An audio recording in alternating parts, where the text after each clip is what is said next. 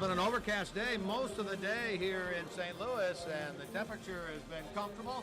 No threat of rain as the Reds and the Cardinals go at it in this game, the middle game of this series. Reds, after a lopsided loss last night, look to get even here tonight. Reds and the Cardinals on Fox Sports Ohio.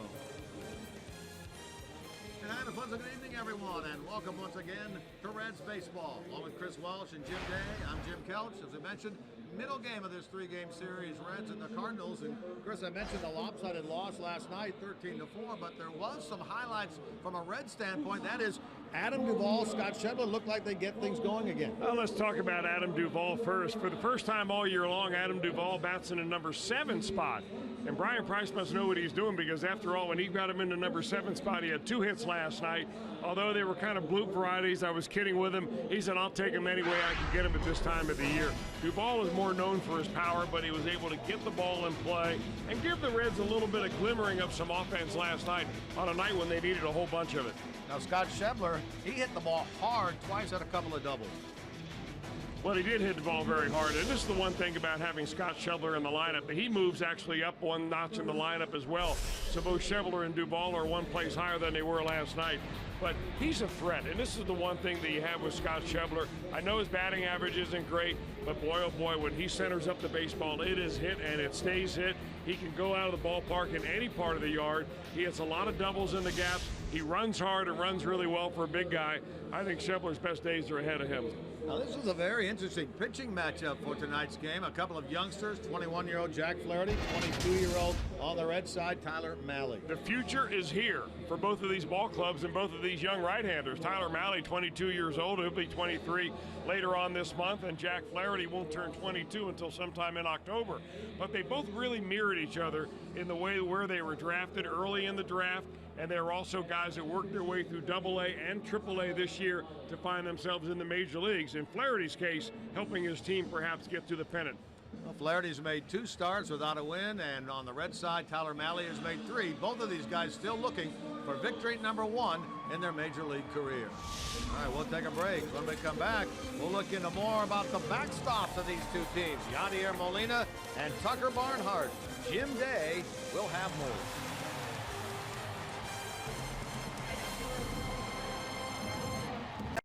Check out their award-winning lineup only at your Tri-State Chevy dealer. And by Skyline Chili, feeling good, it's Skyline time.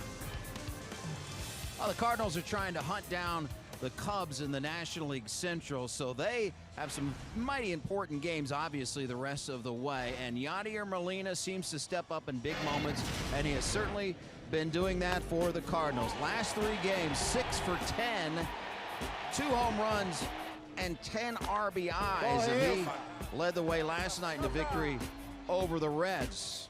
Both backstops have been impressive this year. Yadier Molina, obviously one of the best catchers of his generation. And Tucker Barnhart trying to make a name for himself. Sunday, last time out, didn't start last night, but versus the Mets, 3 for 4, career high 5 RBIs, a double, and a no-doubt home run on Sunday for Barnhart. Overall hitting .272 on the season, and here's a guy they said couldn't be an everyday catcher, but his offense, along with defense, has been impressive, and I talked to him about it. And I'm not a guy that's, if I'm in there or I'm taking batting practice, that I'm going to wow you. I'm not going to hit a ton of home runs, but I'm going to give you consistent at-bats. And I feel like something that I really hang my hat on is the ability to have a good at-bat, and with the consistency that I can do, that I can have those. And you know, I've been happy with it. It's something that I feel like my left-handed swing is always been better than my right-handed swing, but I feel like my right-handed swing is catching up. And Barnhart and the other catchers have seen a lot of major league debuts on the mound this season for Cincinnati. And when we come back, another one, Deck on deck. That would be Deck McGuire. We'll talk about his major league debut last night. 2 of a 3-game set coming up on Fox Sports Ohio. I'm Jim Day. My pleasure to be joined by Deck McGuire. Made his major league debut last night. How was it? Was it what you thought? Yeah, you know, like I said, I'm just happy to help the team out in any way I can, and you know, you can't pick and choose. So you know, excited to get in there with my support system here. So it was a really exciting experience. Wasn't the ideal situation to come into, but like you said, man, you can't pick and choose. You showed some poise last night. Were you happy with the way it went? Yeah, other than almost letting a pop-up hit me in the face, you know, got to get out of there. But yeah, I mean, for the most part, it came in through strikes, challenge guys, which has been the biggest difference between this year and the rest of my career. All right, how many texts, emails, and calls did you get? A few. You know, I've been really fortunate through the years. Been a lot of places, met a lot of people. So I had some pretty awesome people reach out, and like I said, my family was here, and so just couldn't ask for anything better. This is a tough game. Some guys make it quicker than others. Some take the long way around. You've taken the long way around. You're a perfect example of don't give up on your dream, huh? Yeah, I mean, that's it. I think, you know, I said a couple times this year, and it couldn't have held more true. Just keep getting a jersey, you know, keep having an opportunity, and I'm really thankful to the Reds for giving me that chance. And, you know, we had a great staff team down in Pensacola, and we put together a heck of a year, you know, co-champs of the Southern League. So just tried to do my part to help that team, and, you know, like I said, I'm really thankful to have this opportunity. As your repertoire has evolved, what gives you encouragement going forward that this might be just the beginning of a big league action for you? I think just staying true to who I am as a pitcher and as a person. You know, Danny Darwin, our pitching coach down in Pensacola, and our manager, Pat Kelly, you know, they did a great job of just talking me through, you know, when I had some struggles this year, and just continuing to convince me that my stuff's good enough. And, you know, that's the hard thing about this game. Sometimes it'll beat you up and you feel like you need to make a change, but sometimes it's just sticking with what you know and what you're good at, and just going to keep trying to do it. Well, congratulations, man. It was fun watching you come in and get your Major League debut. Thank you so much. That's Deck McGuire. Stay with us. It's the Reds and Cardinals lineups. First pitch coming up on your home for Reds baseball, Fox Sports Ohio.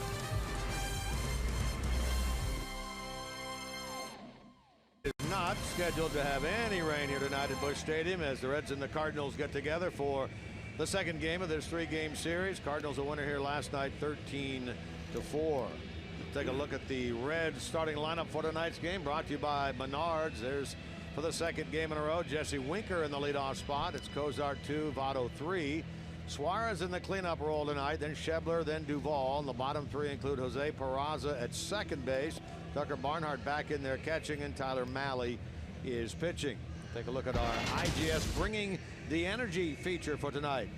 And we focus in on a couple of Reds and how they're doing against the Cardinals. Scott Schebler, he has a 10-game hitting streak here at Busch Stadium. Adam Duvall and Joey Votto have hitting streaks against the Cardinals. Duvall at 9, and Joey Votto comes into this one with an 8-game hitting streak against St. Louis. And on the mound for the Cardinals tonight, the fellow that the Reds will face, young 21-year-old Jack Flaherty. He's one of the youngest pitchers in all of baseball. In fact, he was the third youngest when he made his debut a few starts ago. He's got 2 starts under his belt, does not have a win yet. Last pitch against the Padres his last time out, had some control problems, but you know, he's still a guy that, you know, got to the major leagues not because he has overpowering stuff, but because he has pretty good control. They're trying to turn that control into good command of his pitches. Fastball, slider, curveball, and changeup is his 4-pitch repertoire.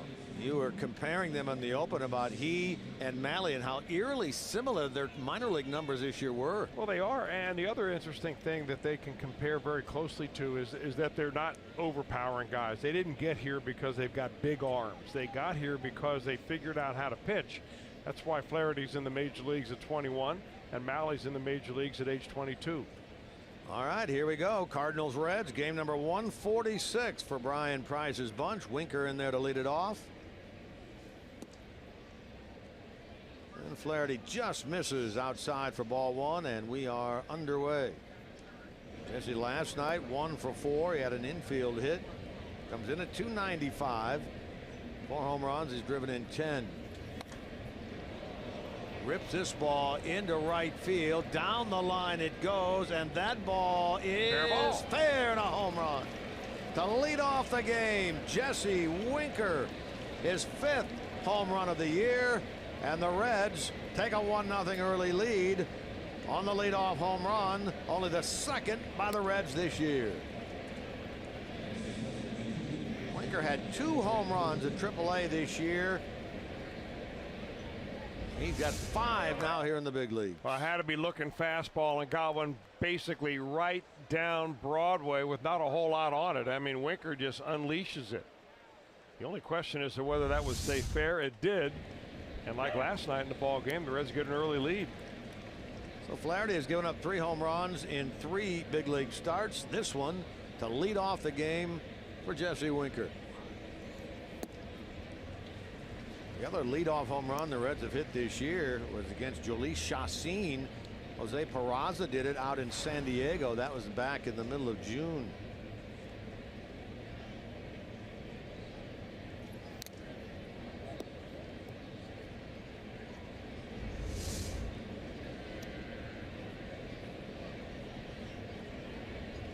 How about that?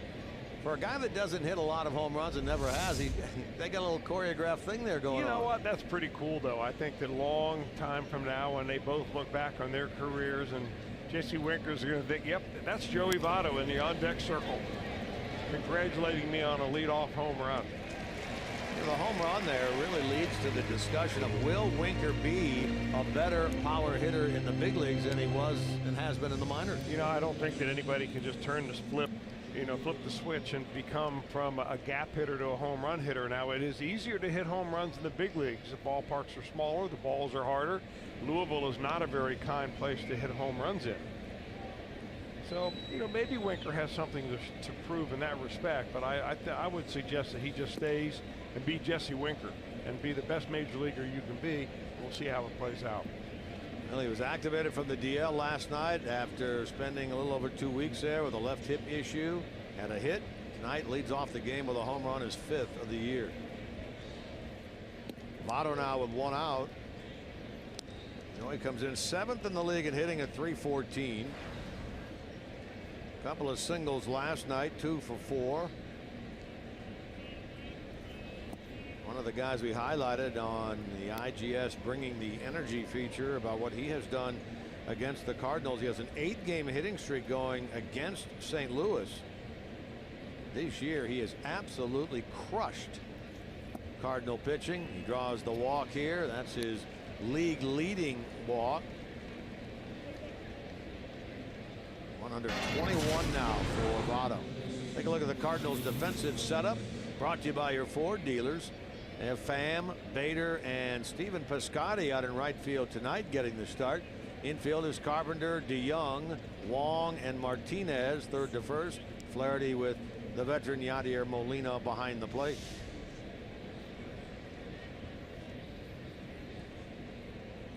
Here's Eugenio Suarez. Hit hard toward the middle. DeYoung cuts it off. There's 1, there's 2. That's a 6-4-3 inning-ending double play. But boy, Suarez hit that ball hard. But the Reds, as they did yesterday, take a first-inning lead on a home run tonight by Winker. Reds the early 1-0 lead. We showed you the little routine that he and Votto did after Winker hit the home run. Now here they are discussing things as they go to the field. What are we going to do the next time? Well, let's hope we don't have to wait to find out. All right, let's take a look at the Cardinals lineup now for tonight's game, brought to you by Menards. Matt Carpenter, Tommy Pham, Paul DeYoung. Middle includes Martinez, Molina, and Wong. The bottom 3, Piscotty, Bader, and Flaherty against the young right-hander Tyler Mahle for the Redlegs.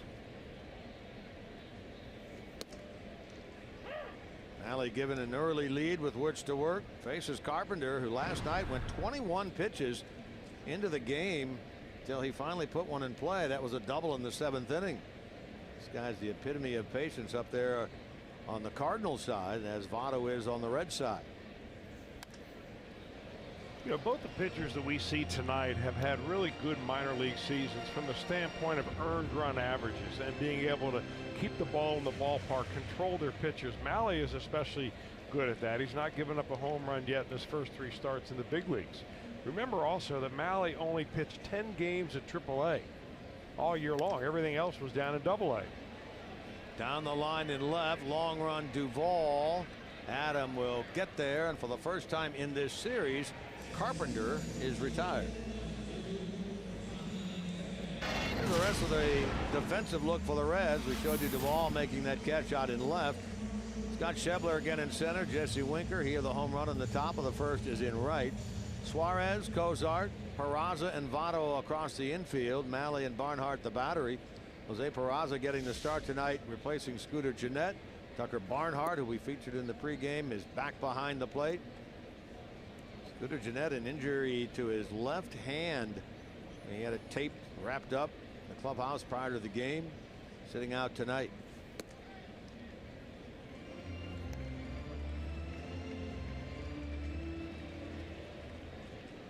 Reds have had a knack in scoring first against the Cardinals this year. Reds have now scored first in 11 of the 15 games they have played against St. Louis this year. Winker's fifth has given them the early lead here. Of course, they still own the season series 8-6. Need 2 more wins in the final 5 in order to win the season series for the first time since 2011.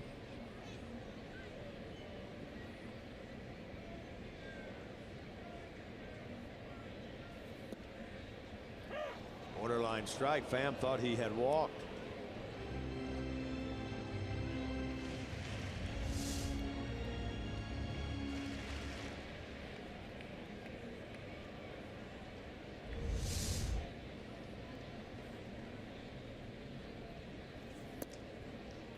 There is ball 4 and a first inning walk issued by Mahle.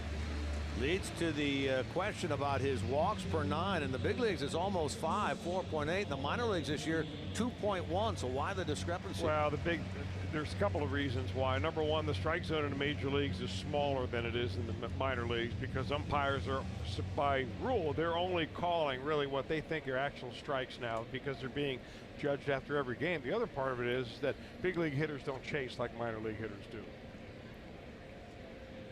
So Mahle works on the stretch with Pham leading away at first. Paul DeJong at the plate. I think it's important for Mahle to establish that he can throw all of his pitches for strikes early on. A lot of times, as a starting pitcher, you want to get through the lineup one time with really nothing but fastballs if you can do that. But I think that just by virtue of being able to show the Cardinals that he has several different pitches that he can throw for strikes, that can really serve him well second and third time through.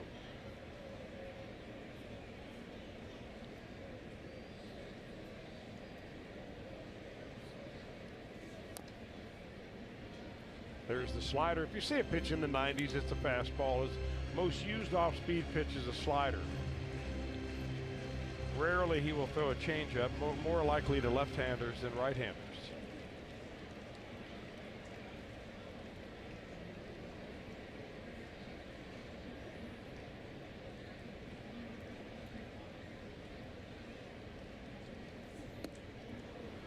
DeJong chases one up near the letters and strikes out for the second out of the inning. I think that's really one of his very effective pitches, which is the fastball up.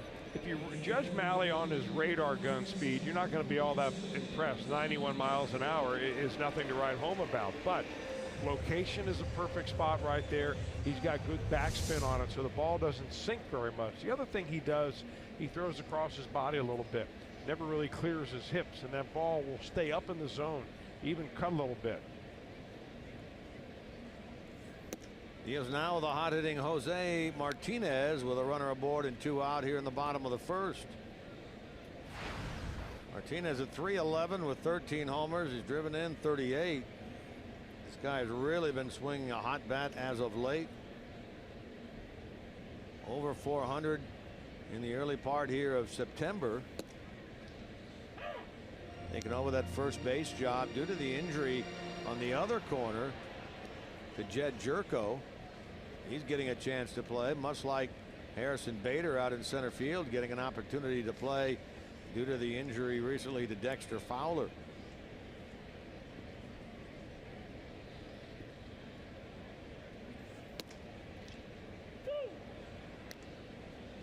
You know, just by the way that hitters watch the pitches that Mahle throws, I get the feeling that he really hides the ball well.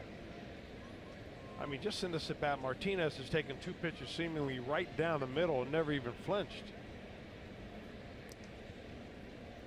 You know, sometimes when you throw across your body a little bit, and he really keeps his front shoulder closed a lot, has the effectiveness of hiding the baseball.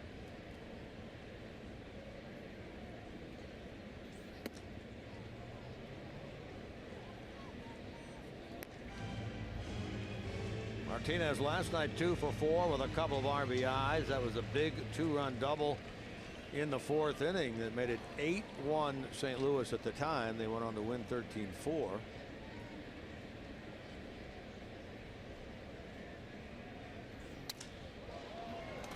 In the air toward right, long run Winker. He's not going to get it.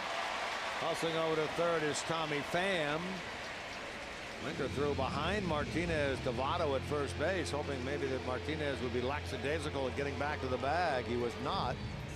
It also sounded like he broke his bat on that thing. Yeah, a little fluke job right here. Perfect placement by Martinez. The ball gets in on him on the trademark a little bit. Winker's playing in fairly deep straightaway right field. He's got a long way to go.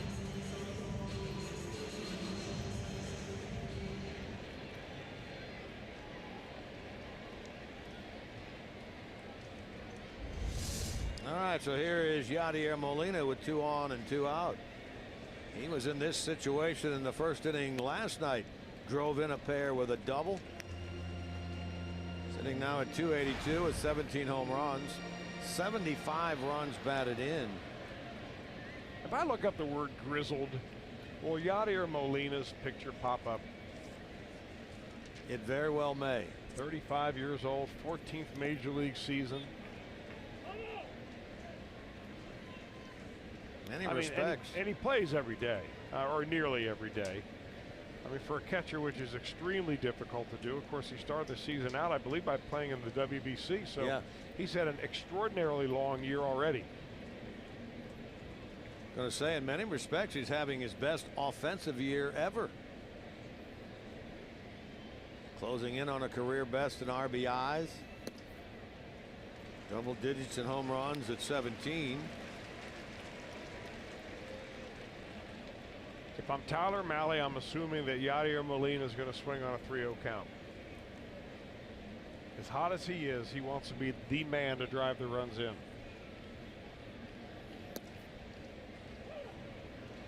3-1. Yadier had 307 last year. 282 right now. Career best 22 home runs back in 2012. He has 17 now. Now from 3-0 to 3-2. First time, of course, that either of these pitchers have faced their opposition tonight. Flaherty against the Reds and Mahle against the Cardinals.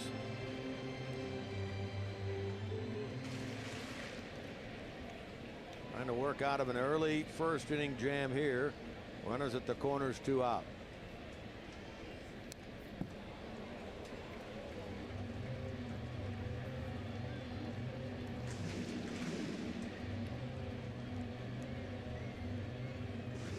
Cardinals won here last night. Milwaukee won at home against the Pirates. Cubs won against the Mets. So standings stay the same with 1 less game to play. Cubs by 2 over the Cardinals, 2.5 over Milwaukee. Colorado also won, so the Cardinals still 3.5 out for the number 2 wild card spot. This could be trouble into right center. Long run Winker. He dove and he made the catch out in right center field. Took a hit away from Yadier Molina. Winker got there and made the catch, and the inning is over. 3 of them come together. Winker gets it.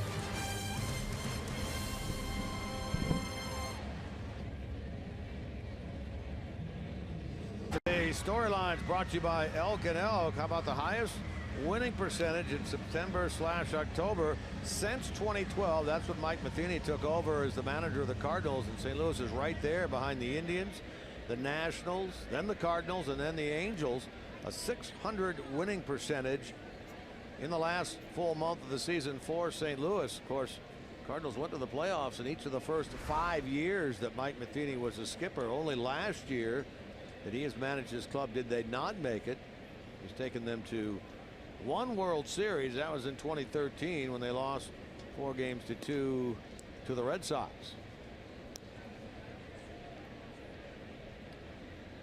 Here's Scott Schebler. Highlighted he and Adam Duvall in the pregame. The fact that both of them have been struggling since the All-Star break. Both of them had a couple of hits last night. Schebler 195 since the break. Man on deck, Duvall 208. Certainly a contrast in styles between this guy Schebler, the man who led off with the home run, Winker.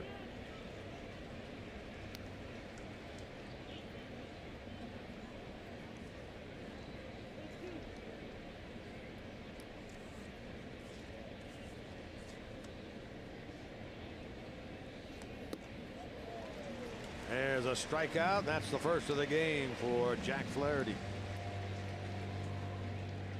Well, Flaherty, like Tyler Mahle, has that little four-seam fastball that really has some life when he gets it up in the zone. That's a pitch that you've got to tell yourself as a hitter that I'm not going to start swinging at that pitch if I see it at the waist or above, because it really takes off on you.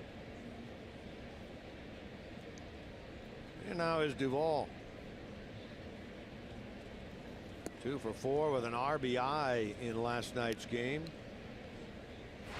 Hitting .250 with 31 homers, 96 runs batted in, and really one of the many Reds who have prospered offensively against St. Louis pitching this year. .360 with a home run against St. Louis here in 2017.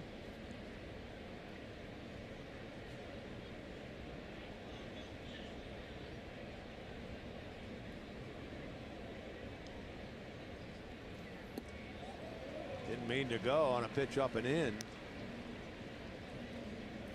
1-2.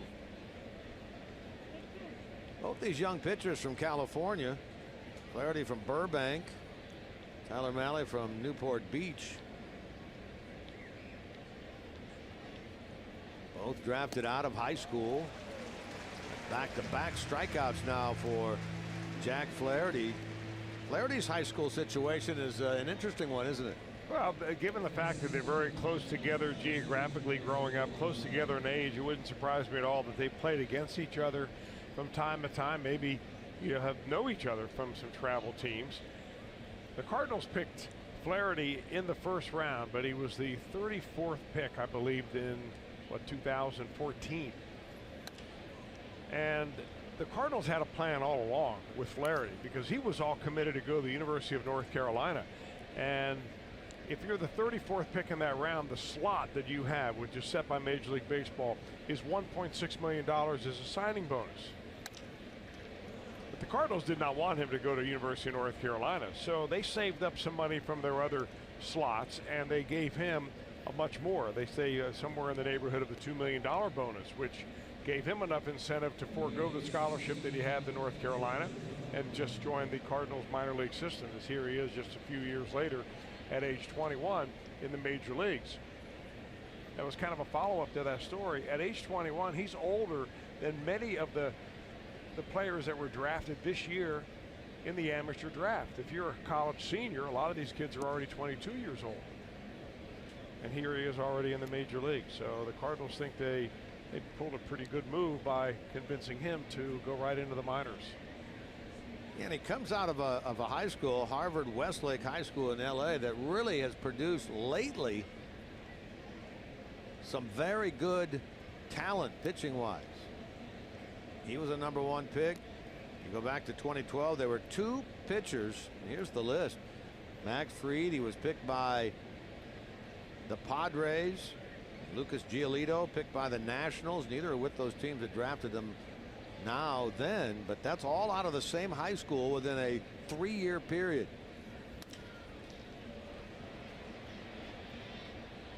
Well, how would you like to be a coach in that league and have to face those guys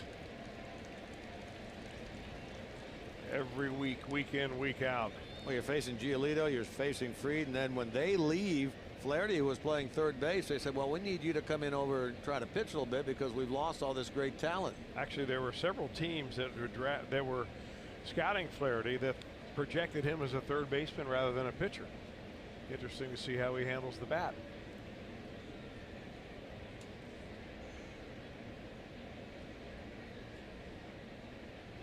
Peraza on the run. They've got him at second base.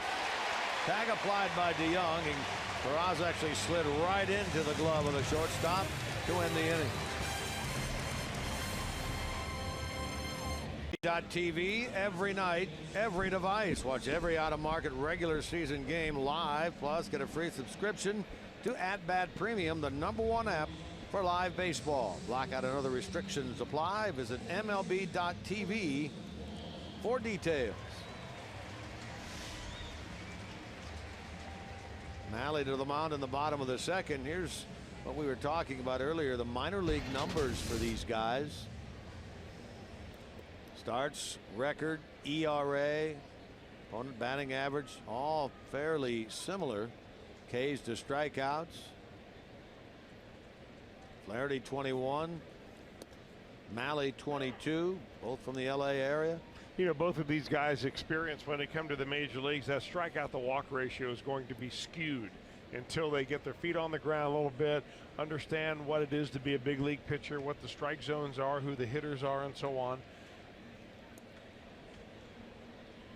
And I think both of their out pitches, I mean, most scouts are going to tell you, well, Mahle's out pitch is a slider, and so is Flaherty's, and most every pitcher's is going to be a slider or a trick pitch. But I think what they have that is very similar is that riding fastball that's up in the zone with a nice easy motion that seems to get right on the hitter, like that one. I mean, to me, that seems a lot faster than 91 miles an hour. And hitters tell you what they see, the perception of that fastball. Throw out the radar gun. Mahle, of course, likes to get the ball, throw the ball, no wasting time, no walking around the back of the mound. Get it, get on the rubber, and go. We need more guys like that.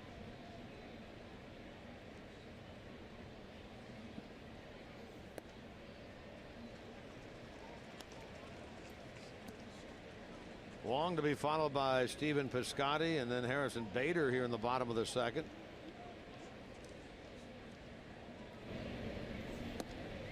And now a walk. 2 walks, 2 innings for Tyler Mahle, coming on the heels of 9 walks by Reds pitching last night.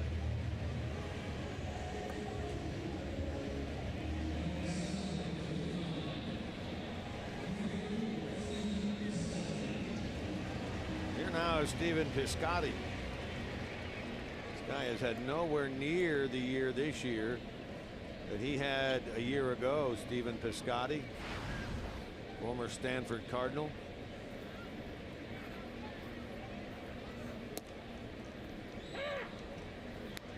Last year he had 273 with 22 homers and 85 RBIs. This year 241, 9 and 37. His power numbers. He was sent down to the minor leagues for about 2 weeks back in August.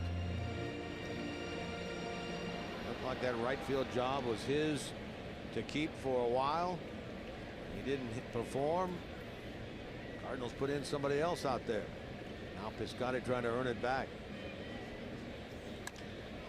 Hard up the middle over the glove of Mahle and into center.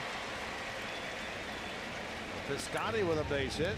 2 on with nobody out. Piscotty probably delighted that he got that pitch on an 0-2 count. Couldn't believe how quickly he got down 0-2. Slider, fastball, and now Mahle gives him a pitch that just kind of runs right back over the plate. And boy, that goes to show you how fast those batted balls get back onto a pitcher.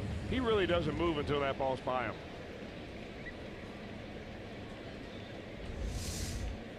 So here come the Cardinals now. Pounded out 14 hits in the game last night.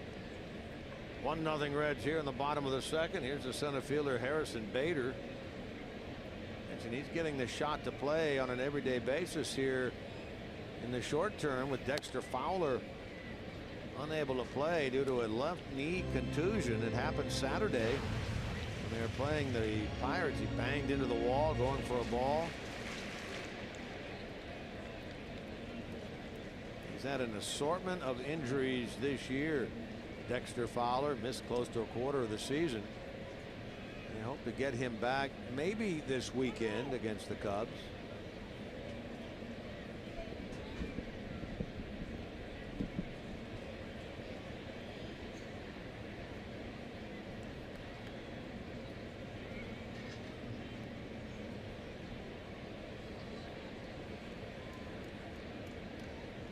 good look there at Tucker Barnhart. Schebler going to make the catch. Wong will tag and move up. That's the first out of the inning. Talking last night about Stuart Turner catching Robert Stevenson for the second time. Tyler Mahle has had Chad Wallach catch his big league debut, and then Stuart Turner has caught each of his next 2 games. So this is the first time that Barnhart has worked with Mahle, and this is his 4th start.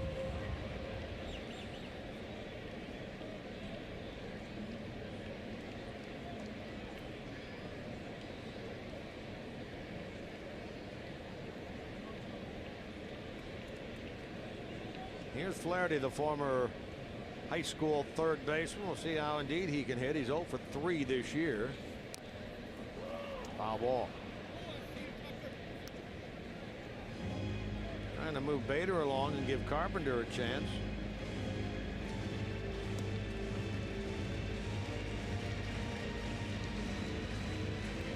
Early on in Chicago, Mets and the Cubs are tied 2-2. Early in Milwaukee, Pirates Brewers tied 1-1.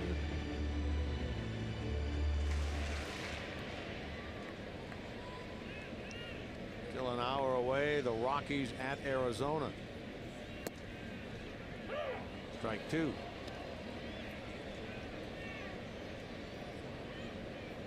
How about the Dodgers last night? Their 11-game losing streak comes to an end thanks to Clayton Kershaw. He gets the win. They beat Johnny Cueto and the Giants, and in doing so clinched a playoff spot, not the division title, but at least a wild card playoff spot. Flaherty is out of there as he bunts that one with 2 strikes. In fact, that's part of our T-Mobile Unlimited Baseball break, brought to you by T-Mobile. Clayton Kershaw ends the Dodgers losing streak last night, 17-3 this year. Justin Verlander, 1 earned run in 14 innings since joining the Astros. Look at that walk to strikeout ratio. And Mr. Hoskins of Philadelphia, 16 home runs in 32 games, 4 more than any other in Major League history through that many games. Wow.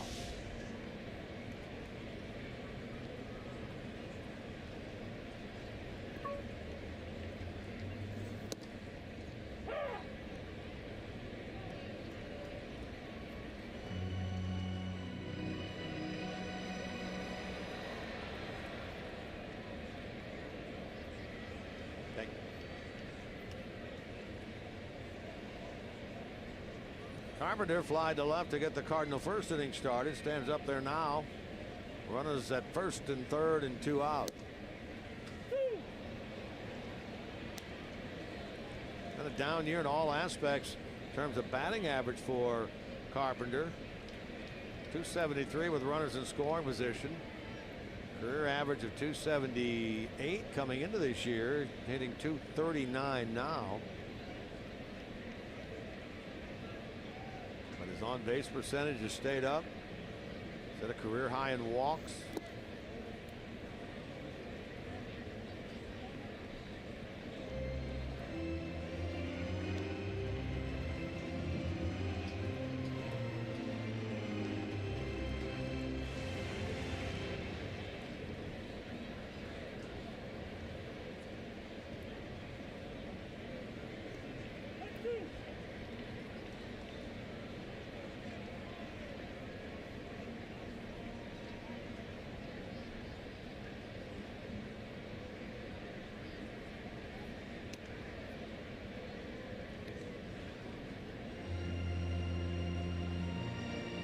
Getting used to pitching away from Great American Ballpark, and this is 4th start. He has made 3 starts on the road. Worked at Pittsburgh on the 2nd of this month. Worked against the Mets in that recent series out in New York, the opener on Thursday. Now here against the Cardinal.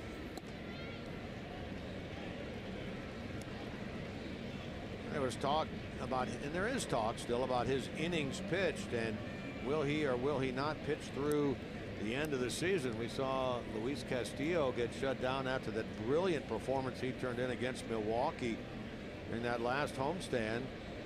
You look at Mahle's numbers. He threw 150 innings last year. If you use the same theory of around 30 or 35 extra innings worth of work, this is what Brian Price talked about with Castillo. If you use that same theory here, you got Mahle sitting right now at roughly 100, well, about 159 coming into this game. With 2.5 weeks of the season to go, maybe they won't need to shut him down.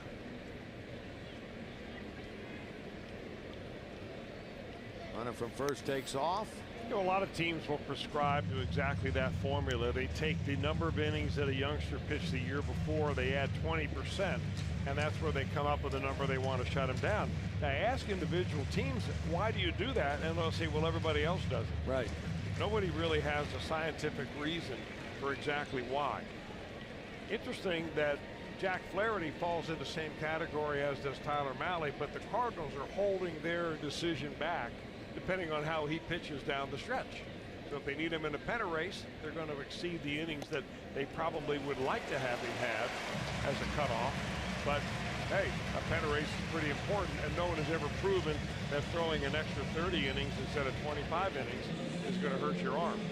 There are people in Washington who are Nationals fans who still are upset about Steven Strasburg not in the playoffs some years ago. Yeah. He ended up hurting himself anyway. Yeah. You know, and the Cardinals have a great example of that is Jose Reyes, as a big, burly, hard-throwing right-handed pitcher who they could not have handled more carefully and more conservatively with innings pitched, number of pitches in a game, and anything else. And in spring training, he blew his arm out, had Tommy John surgery. So you never really know. Third walk issued by Mahle has put him under the gun here with the bases loaded, 2 out, and Tommy Pham at the plate.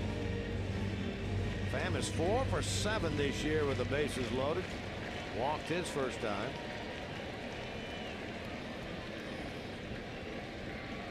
One nothing Reds, bottom of the second.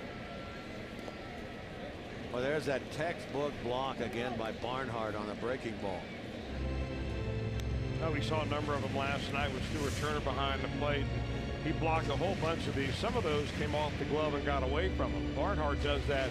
You notice how he kind of tilts his torso forward. So when a ball hits him, it's going to bounce straight down rather than spin off of him.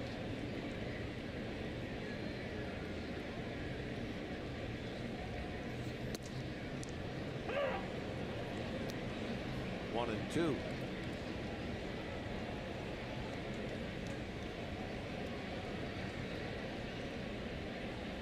A lot of pitches thrown here in the first 2 innings for Tyler Mahle. This will be his 50th pitch.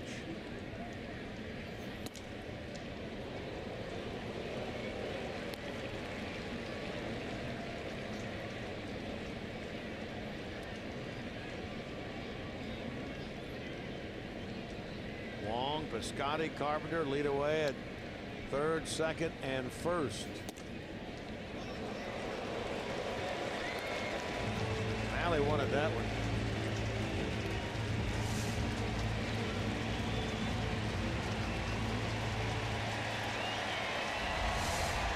Now everybody will be on the move.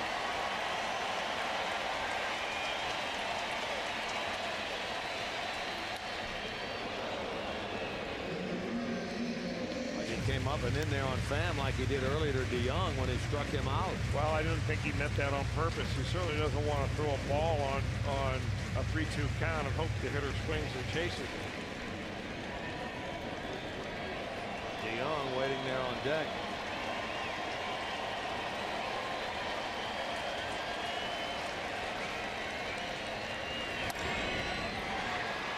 Peraza inning over.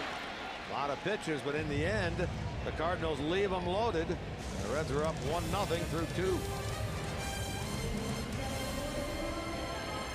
Inning, and congratulations going out to our Fox brethren up to the north, the Cleveland Indians. An unbelievable winning streak. Yeah, you can call them the Windians. 21-game winning streak, an American League record. Look at the numbers during the streak there. Off the charts, and longest win streak since 1900. The 1916 New York Giants with 26, and the 1935 Cubs with 21. Although there is an asterisk beside the Giants one, but man, the Indians of 2017. Jim Day, did you come up with that Windians? Is that your creation? Oh, no. They've been calling them the Windians for last few years. Really? I didn't. Oh, yeah. I've never heard that. I thought that yeah. was a Jim Day creation. Thought that was pretty good. Spend a little more time in Cleveland. Yeah. I cannot take credit for that. It's been around for a while now. 21 wins in a row. Let's see. That puts them now at 90 and 56. A cool 34 games over 500.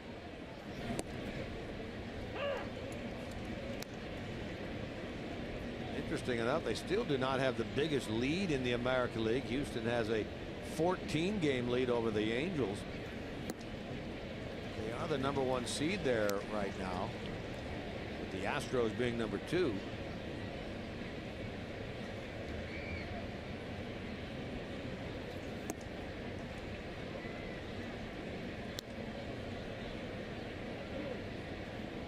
Tyler Mahle, 1 out of 6 at the plate. He bats here with 1 out.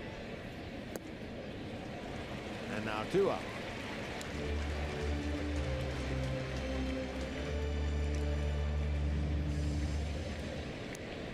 Remember, Saturday, it's the 2 best records in the National League. We're talking about the Indians, but on the NL side of things, Cody Bellinger leads the Dodgers against Daniel Murphy and the Nationals on Fox. Possible preview of postseason play. Then at 3:30 on FS1, it's the Royals and the Indians, winners of an American League record 21 straight. That's coming up this Saturday.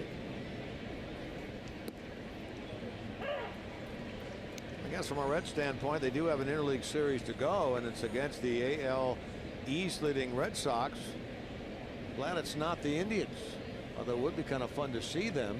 Jay Bruce had a big home run today in the first inning, 3-run shot, the former Red.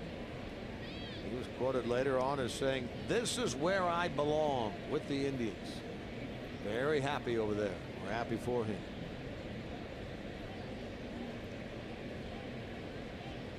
Winker with 2 out. Reds will see the Indians a lot next year. That with the Reds playing the American League Central, instead of playing a home series 2 games apiece with the Indians, next year it'll be 3-3. So there'll be 6 times overall that Brian Price and Terry Francona will hook up.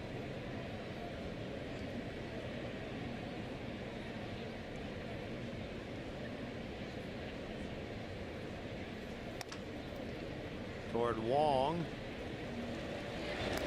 Winker slows down. He has that hip issue coming off of that. I wonder that's why he may have jogged down the line. For the bottom of the 3rd inning, he's up by 1, and you know, every pitcher has a little something in their delivery so that they can stay back over the rubber. That's the whole idea as a pitcher. And I was watching Mahle pitch, I'm thinking, I recognize that leg move from somewhere, and sure enough, we're going to show you what I remember, and we're going to reminisce a little bit, because the guy on the left, his name is Greg Maddux, and look how straight that leg is. And the same thing Mahle does to kind of gain himself just a moment or 2 extra over the pitching rubber before he delivers to the plate. And it's kind of a gathering spot. I always thought that was a spot for Maddux to really give himself an extra chance to let his arm catch up to his body. Working pretty good for the Mad Dog, and so far tonight working pretty well for Tyler Mahle. The thing you notice on that is Malle's hands are a little higher, and Maddox's hands were a little bit lower. Yeah, I'm not really comparing anything at this point except that little leg Just move the leg. right there. Okay. Yeah. Mahle has a tendency to get his arm very high, his glove arm that is, and Maddux always kept him down low. 1 pitch, 1 out, bottom of the 3rd. Jose Martinez, broken bat single into right his first time. But that with his 2 hits last night, he's 3 for 5 in this series. Make it 4 for 6 as he goes the other way again, shooting this one hard into right. A 1-out single for Jose Martinez.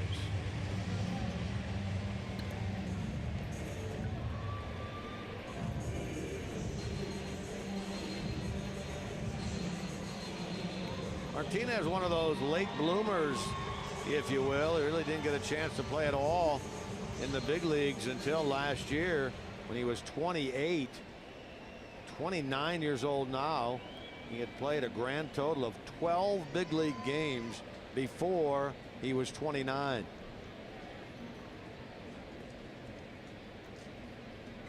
He's on with 1 out.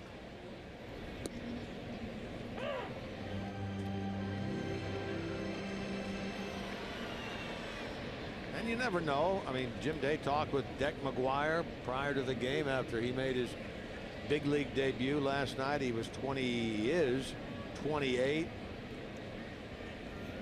Well, he did a lot of crediting to Danny Darwin, the pitching coach down at Double-A Pensacola, and Pat Kelly, the manager down there, for keeping him on the straight and narrow, if you will, when he would run into occasional issues this year.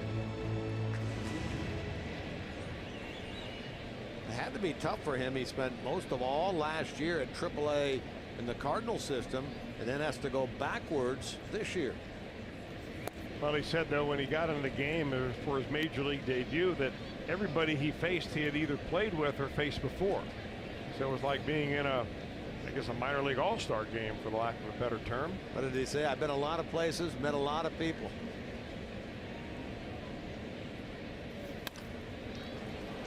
Cozart, it had to go right off his glove. That could have been a double play because Molina does not get down the line very quickly.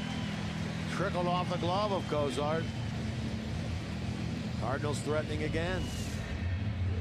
Double play all the way. Anything on the ground with Molina hitting the ball, if you can field it and get it to the second baseman, you're going to have all day to turn it. That ball just stays down and goes right underneath the glove of Cozart. It's going to be generously ruled as a hit for Molina. Smell that home cooking. Wow.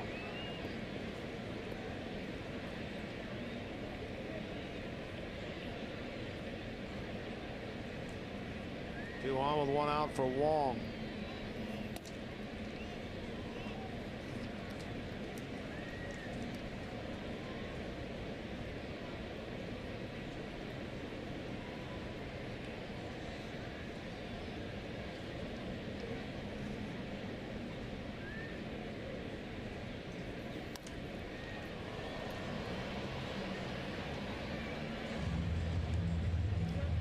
Wong drew one of the 3 walks issued so far by Tyler Mahle.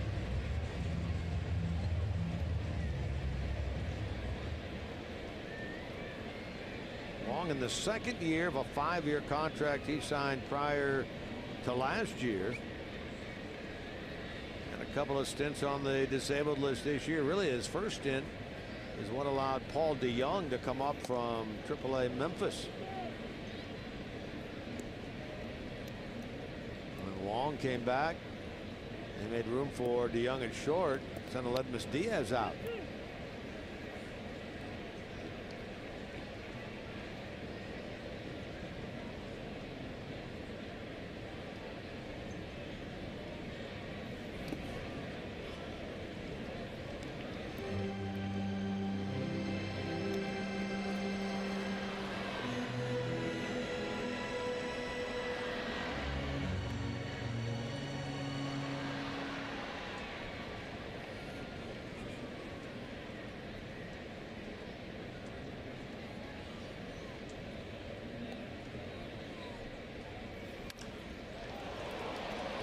Duvall chasing. He's going to get to it. That's out number 2.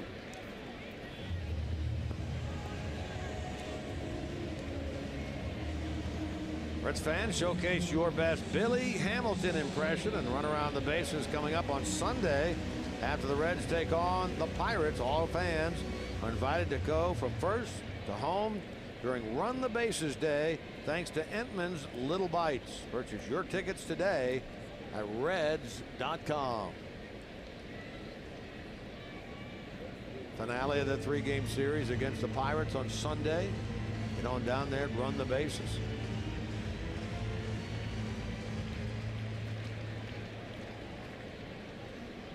Here's Piscotty. See how Mahle handles him. You mentioned he was ahead 0-2 and had a fastball run right over the plate. Piscotty hit it hard.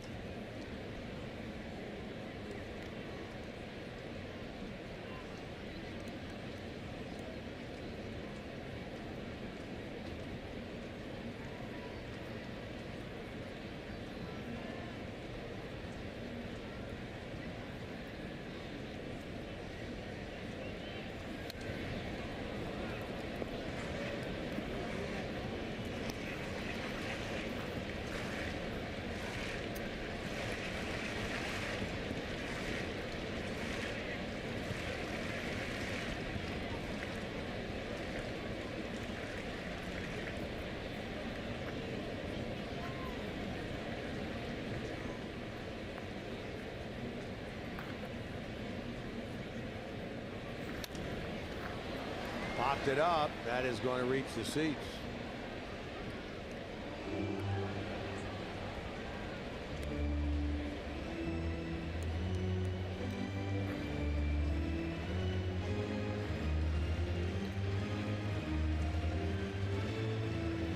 Home run by Winker in the first, the only run of this game. Jesse's 5th of the year. 1-0 Reds lead here in the bottom of the 3rd.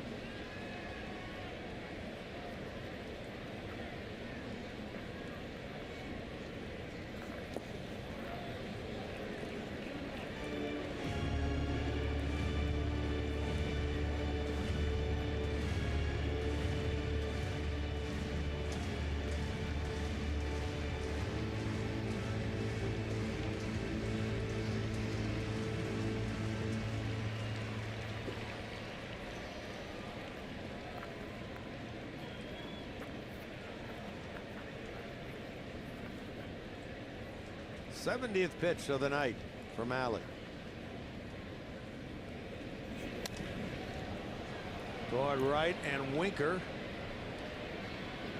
getting over.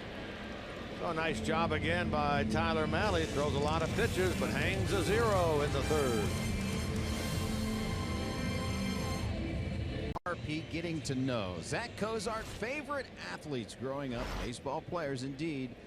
Former Red Ken Griffey Jr., Ozzie Smith, who dazzled here in St. Louis, and the favorite of many of his generation, Derek Jeter.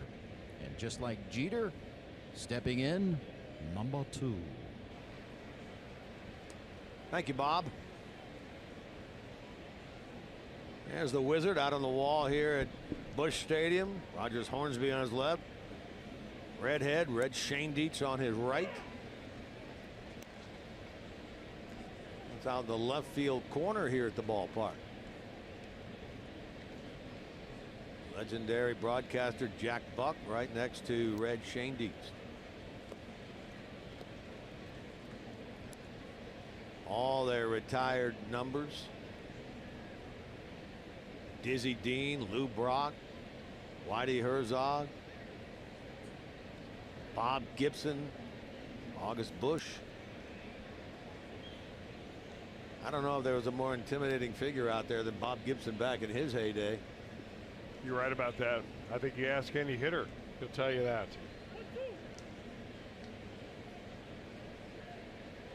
Back in the late 60s, early 70s, the guy dominated. Talk about a gamer. He's a gamer right there. Into center. Cozart retired by Bader.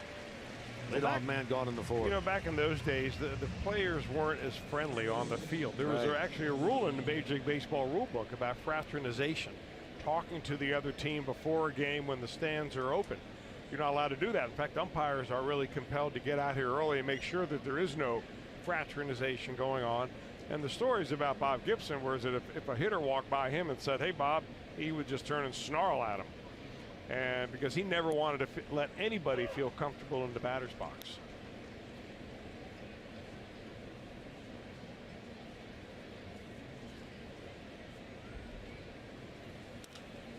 Votto laces one into right. That's a 1-out base hit. I always am amused by the story with Bob Gibson and Tim McCarver back in the mid-60s when McCarver was a rookie catching the veteran Gibson, and Gibson was going through a bit of a wild spell, and McCarver, being the catcher, thought, well, I need to go to the mound. And then halfway out, Gibson put his hand up and said, "Stop."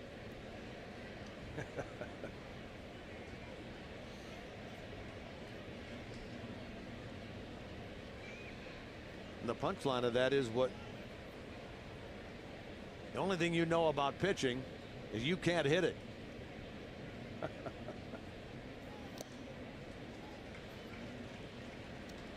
So back behind the plate, McCarver went.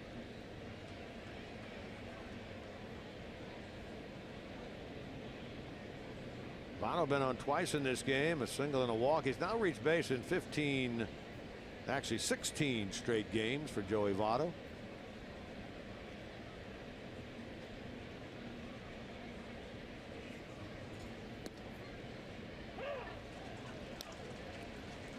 Suarez hit the ball hard his first time, but Unfortunately for him, the end result was a 6-4-3 double play. Hey, Flaherty has uncanny control of that little slider of his. Doesn't really have a lot of downward break, but it's got great deception, and he's throwing it where he wants to.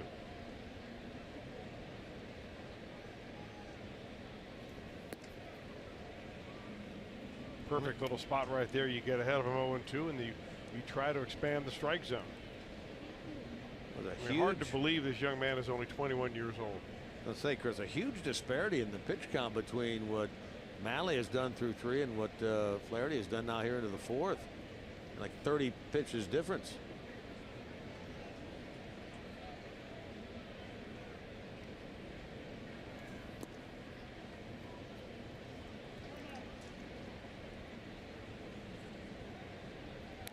Well, he's throwing a lot of strikes. You can see right there, just about double number of strikes to balls for Jack Flaherty.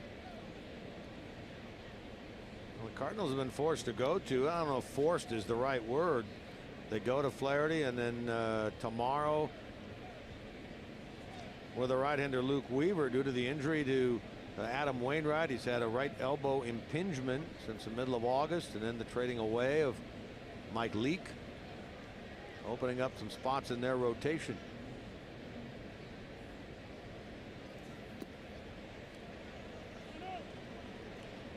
Wow, this is a Suarez showing us what a Joey Votto at bat looks like. He goes 0-2, and then he lays off the next 3 pitches to run the count full. Well, you hear all about the Votto walks, but when you look at the walks category, Eugenio Suarez is 5th with 80 of his own.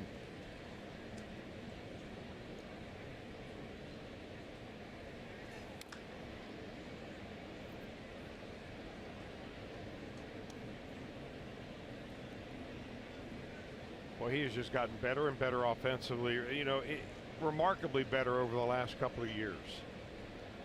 Always had some power, always had the ability to hit the ball with some authority to right center field. But when you start shrinking the strike zone and forcing those pitchers to throw the ball over the plate, you're going to size them up a little bit better. That's what he has done this year.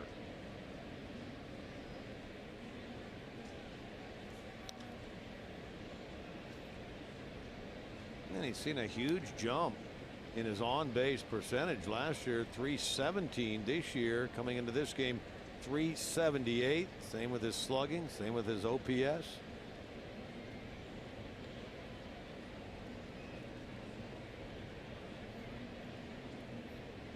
Well, to show you what Brian Price thinks of him, here he is in the number 4 spot. Yeah.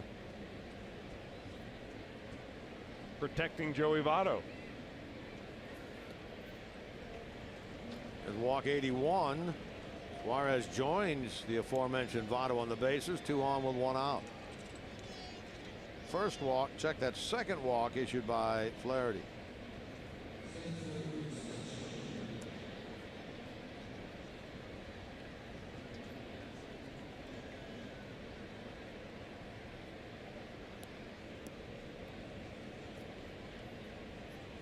Here's Schebler.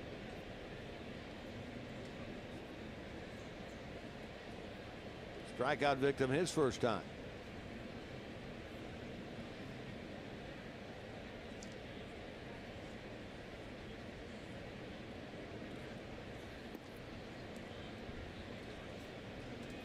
This is where Scott Schebler needs to kind of get control of his emotions in the batter's box. He's kind of a fidgety guy, and I get sometimes the feeling that he's being maybe a little too aggressive. In a situation like this, the pressure is on this 21-year-old pitcher.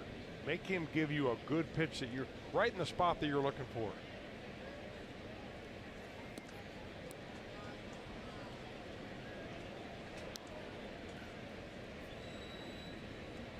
Now Derek Lilliquist will come out of the dugout. And the pitching coach of the Cardinals will pay a visit to the mound.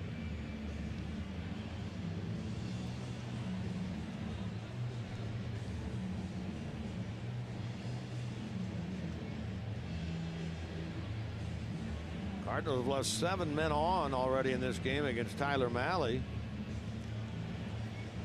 Reds get the home run in the first. Had a hit by Peraza in the second. And have a hit in the walk here in the fourth. Just as a reminder, as you enjoy tonight's game, we'll look forward a little bit later on to bringing you a Miller Time moment of the game, brought to you by Miller Lite.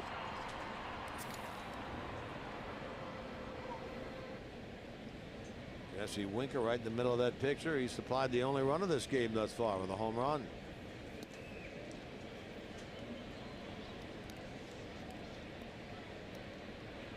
Now 3-0.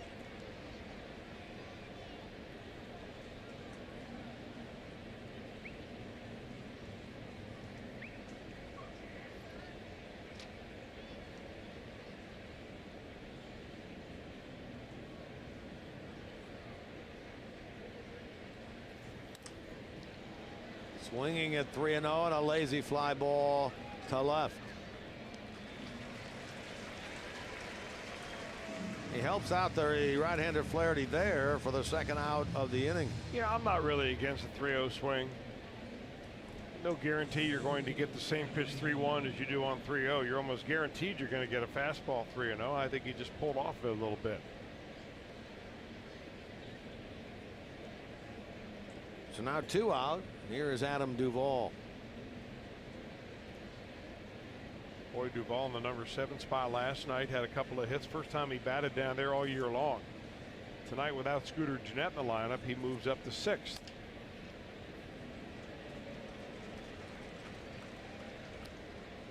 Trying to reach that 100 RBI plateau for the second consecutive year. Adam Duvall.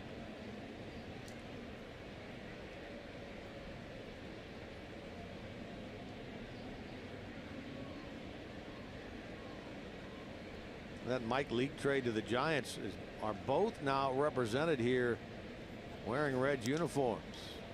To left field. And Pham hauls it in. And Flaherty works around, 2 on with 1 out. In St. Louis. Jim Diaz give you a couple of injury updates. You guys talked about Scooter Gennett not being in the lineup tonight. He's got an injury to his left hand. It's in the webbing right here. And he got jammed on a pitch last night. It's been something that's been propping up here and there, and it's very much swollen, so he's not in the starting lineup tonight. His availability at all right now is up in question. We'll see. He said he needs at least a couple days for that swelling to go down. And Drew Storen was put on the 10-day disabled list today with a sprained elbow, and it's something that propped up last time, or cropped up, I should say, in his last start. And they're going to reevaluate when he gets back home, give him some time to recuperate. But we might have seen the last of Drew Storen this season. Elbow, very tenuous injury, elbow sprain for him. Yeah, it's been what, since very early in September that he last worked. Things didn't go nearly as well for him second half of the year as they did the first, so we hope the best for Drew Storen. And yeah, as Jim said, it's very possible we have seen the end of him this year. That ball smoked the center, but luckily right at Schebler. Jim, let's go back down to you, and you have something also on Anthony DeSclafani. Yeah, he threw a simulated game here in St. Louis this afternoon. It was 2 innings of simulated baseball, and counting the warm-up pitches he made getting ready for it and the warm-up pitches between innings, he threw about 75 pitches, a little more than 75. Brian Price said he was very sharp. Anthony said he felt good, but as always, they'll see how he comes out of it tomorrow. The Reds, according to Brian Price, say they're leaning towards sending him to Arizona and throwing in the instructional league. And as we talked about on the pregame show, the biggest question, even more importantly than getting him back on a major league mound this year, is deciding whether that elbow is going to be full go spring training. That's the real decision that they want to make. So they'll be trying to make that over the next couple of weeks. Well, it's been a disappointing 2 years for Anthony DeSclafani. Missed half of last year. Looks like he's going to miss, even if he makes an appearance, for the most part, all of this year. Guy that 2 years in a row was kind of penciled in as the opening day starter. Well, you know, it's funny how things change over a period of time, too. It's got to be really bugging DeSclafani. Injuries are certainly not their own fault. The athletes aren't at fault. But the landscape has changed dramatically since Anthony DeSclafani has, picked up a baseball and been a consistent starter for the Reds. In the meantime, you've got a wave of young pitchers coming through. And I would imagine that DeSclafani is going to be judged against all the rest of them, like the guy we're looking at tonight. Yeah, when Brian Price talks about who is solidly in the rotation this year, as much as you want to put him there, you really can't put DeSclafani in there. You have to put him in that group of guys that are under the title of hopeful for next year. And they put Homer Bailey in the group of it looks like he'll be there next year. Luis Castillo will be there next year. Looks like Sal Romano will be there at the beginning of next year. They still talk about the signing of one or possibly two free agent starters. Brian Price asked today during his media meeting about the bullpen going into next year. That one will shake you up a little bit right there.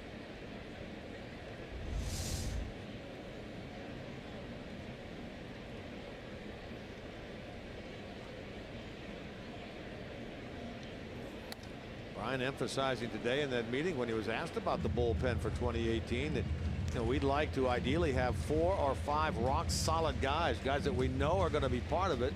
We don't want to hold a bunch of auditions next spring for positions out of that bullpen.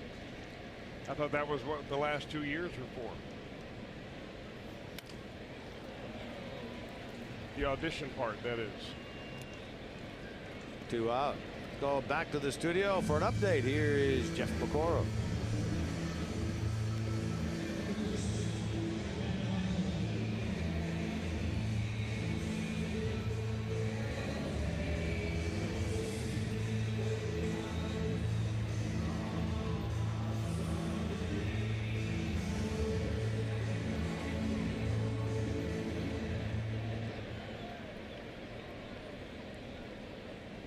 How about the Reds? Thanks, Pick. The Reds swept that 3-game series against Milwaukee at Great American Ballpark right before they left for this road trip to New York and St. Louis. Still have 3 games left with the Brewers. Those are up in Milwaukee, 26th through the 28th of this month.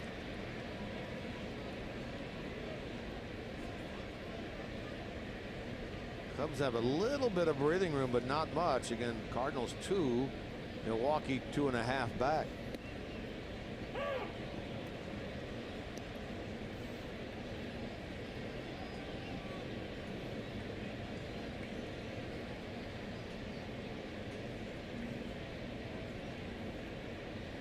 Carpenter batting with 2 out.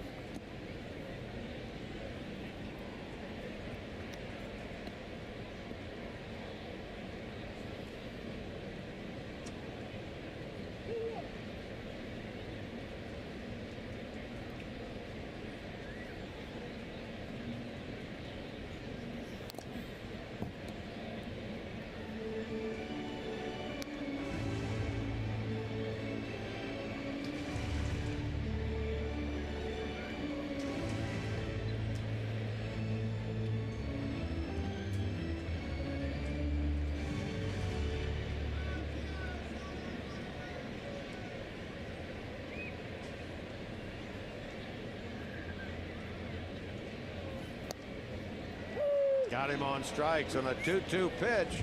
Rung up by Sean Barber. Your first 1-2-3 inning of the night from Alley.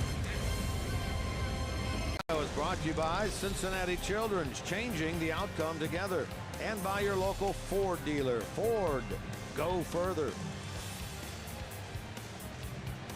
Well, the Red Cross depends on financial donations to be able to provide disaster relief immediately. Help people affected by Hurricanes Harvey and Irma by visiting redcross.org or texting the words Red Cross to 90999 to make a $10 donation.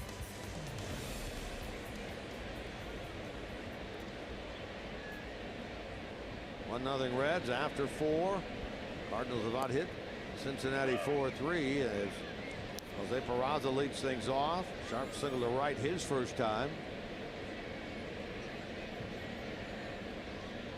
Peraza's job at second base to begin the year. He lost it to Scooter Gennett. Now Gennett banged up a little bit with his left hand.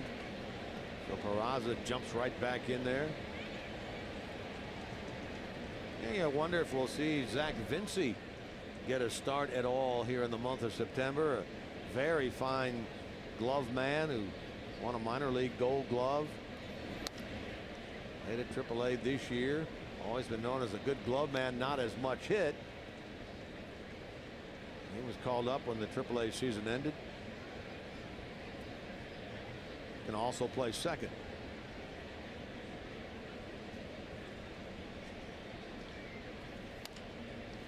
You know, if you can be a good defensive player and a heads-up player and a good base runner and a decent pinch hitter and so on, not a guy with power, but a guy like Zach Vinci, for instance, you get in the right situation on the right ball club with the right manager, you can etch yourself out a very fine major league career, filling in a little bit here, filling in there, being versatile enough to be moved around infield and outfield. There are a lot of guys that are collecting big-time big league pensions by, you know, being utility players. Not everybody is cut out to be the, you know, an everyday player or the superstar on a ball club. DeYoung, nice play and safe at first base. Martinez thinks they got him. He's pointing into the Cardinal dugout, so David Bell will check with the video man back in the Cardinal clubhouse. Throw from DeYoung was a little wide right, but Martinez thought he dug it out. Peraza really gets out of the box quickly right here because he's kind of leaning into the pitch.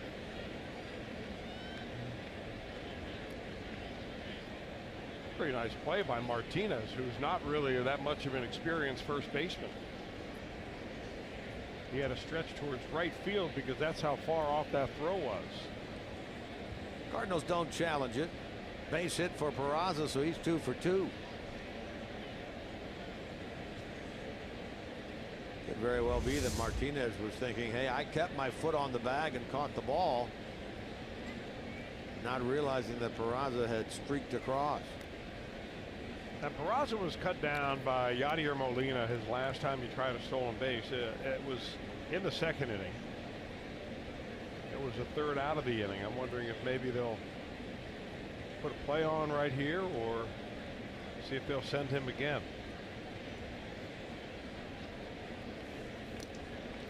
Yeah, that's the one thing I want to ask Joe Morgan when we have him back on the air again, is that if you're a runner, like Peraza was his first time up, he gets on, he gets thrown out by Molina.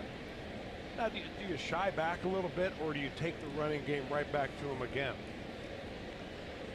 A lot of guys, it seems like they go into a shell a little bit after they get thrown out. They don't want to get thrown out more than once in a game. But who better to ask? Well, I will say this, and I haven't been over there with you guys, but it looks like you guys are having a lot of fun over there with Joe. Yeah, well, hard not to have fun, and it's hard not to learn something. Right. And I like both of those things.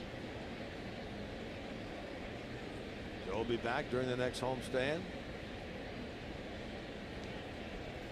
Like that'll be against the Cardinals.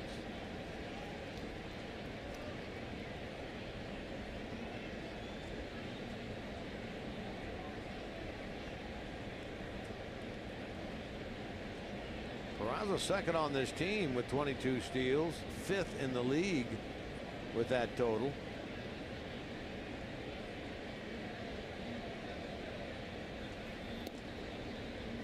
Two and one. You know, the little things that Jack Flaherty does is very impressive. You know, for a 21-year-old to be in a situation 1-0 ball game right now, he's got a speedster on first base. He's doing what right-handed pitchers can do to shut down the running game, which is holding the ball varying amounts of time.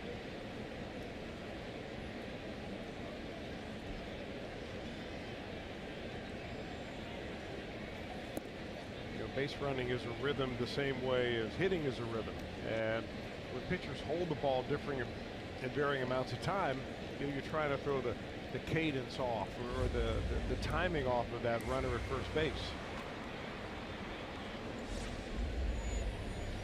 He's got to deliver a 3-1 pitch here.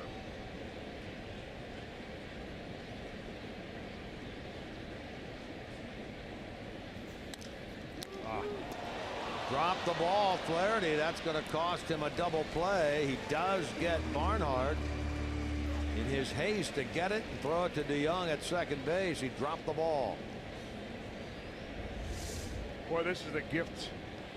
A Reds all wrapped up right there, double play. In fact, you see the frustration on the part of Barnhart. He doesn't even know the pitcher dropped the ball right there. Not going to run it out, beat it out anyway. But he's figuring that's going to be a 1-6-3 double play. As it turns out, the Reds have another runner in scoring position here. It has the effect of a sacrifice, which kind of leads you to the thinking of, we saw Tony La Russa do it for a long time. We see Joe Madden do it some, and that is batting the pitcher eighth. You get the leadoff man on like the 7-hitter. Peraza gets the hit. You'd rather have your pitcher then, wouldn't you, batting eighth? Yeah, I think they did that originally when Tony La Russa was here with Albert Pujols, and Pujols was batting third, and they wanted to get another positional player on base ahead of him.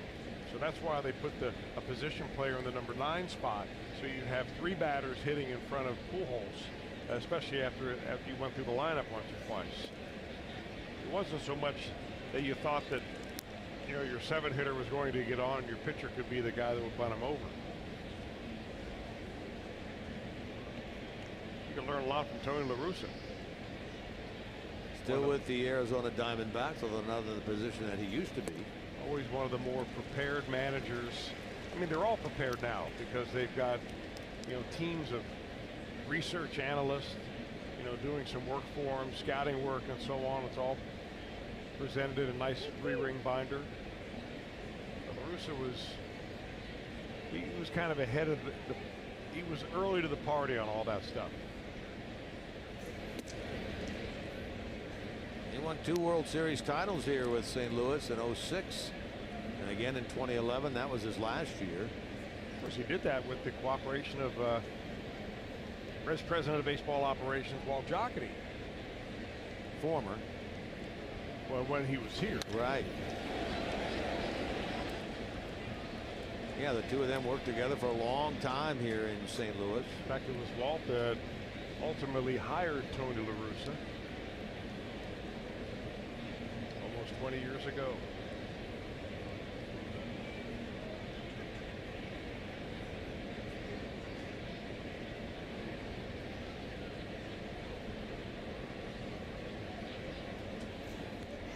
Wow, there's a pitcher hitting pitcher on a 2-2 pitch.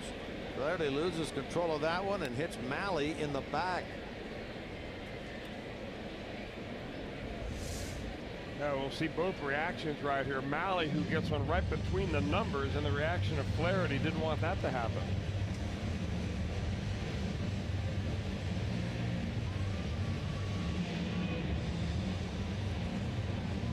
That's the "are you kidding me" reaction by Flaherty, the same as Deck McGuire last night when he dropped that pop-up. Are you kidding me? Flaherty has thrown his last pitch. Mike Matheny out of the dugout. Cardinals will make a pitching change. This is our Skyline Chili call to the bullpen. Telecast is presented by authority of the Cincinnati Reds. It may not be reproduced or retransmitted in any form, and the accounts and descriptions of this game may not be disseminated without the express written consent of the Cincinnati Reds. Billy Hatcher, the third base coach, throwing that baseball into the seemingly anonymous crowd, but no, those young ladies, the flight attendants for the Reds charter flights, here a day early. They'll be on the flight tomorrow when the Reds come home to Cincinnati after the game here at 1:45. So that's why Billy Hatcher gets all that preferential treatment. Indeed. Get that extra piece of pie. Hatcher's got it working. Always has, always will. New pitcher is into the game for the Cardinals, Ryan Sheriff. He gets a pop-off off the bat of Winker. For out number 2. You know, it's worth noting that it was a dramatic difference between the two managers managing this ball game tonight. I mean, it looked like Jack Flaherty was in perfect control. Had a little bit of a long 4th inning, left a couple of runners on base, had 2 runners on here after he hit the pitcher. Mike Matheny, in the pennant race where they are right now, they are not taking any chances. I mean, it can be a bullpen game from the 2nd inning on. DeYoung with a dive, and out is the call at second base. Reds will want to take a look at this. That was close out there with Mahle hustling to second. Billy Hatcher says, stay on that bag, young man. Let's take another look.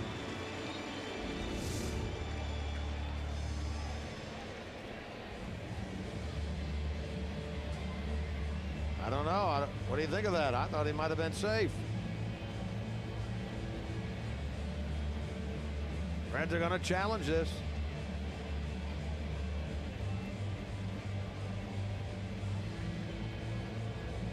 Nice play by DeYoung. You can't overlook that, and a good effort by Wong playing second as a first baseman would with a little bit of a stretch. Did not take the Reds long to decide they wanted to challenge this, which Bo Thompson has shown himself to be very adept in that Reds clubhouse with the video reviews. The Reds are taking a look at this. Call in the field was out at second, made out there by Gabe Morales. Reds are saying no, we think he was safe. Saw DeYoung have just a little bit of problem getting that ball out of his glove. This is a big call right here, especially given the fact that you've got Joey Votto ready to get into the batter's box.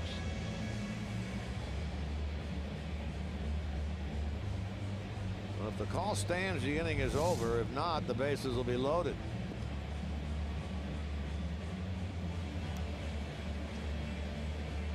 Clearly safe.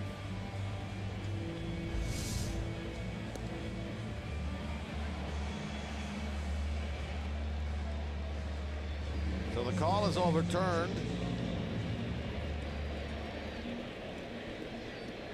Good hustle by Tyler Mahle. Doing every little thing you possibly can to help yourself.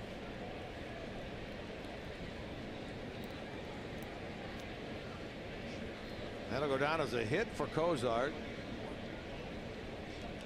The Reds have them loaded now with 2 out. That's diving stop by DeYoung does save a run. And now Votto shoots one into left field.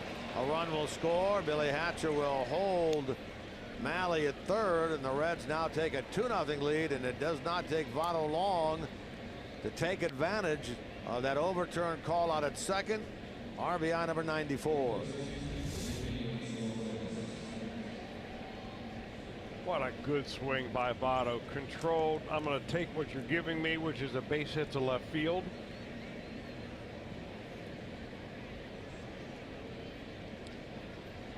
And Votto figures the base is loaded that he's going to get a strike on the first pitch. That's why he's being aggressive right there. As Sheriff isn't going to be nibbling around trying to get him to chase something. Got nowhere to put him.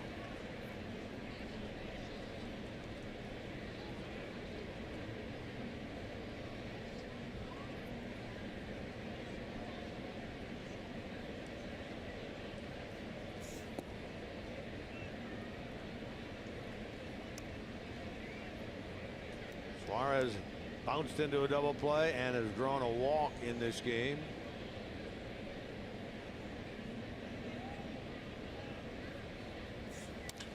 Hammers this one to left field.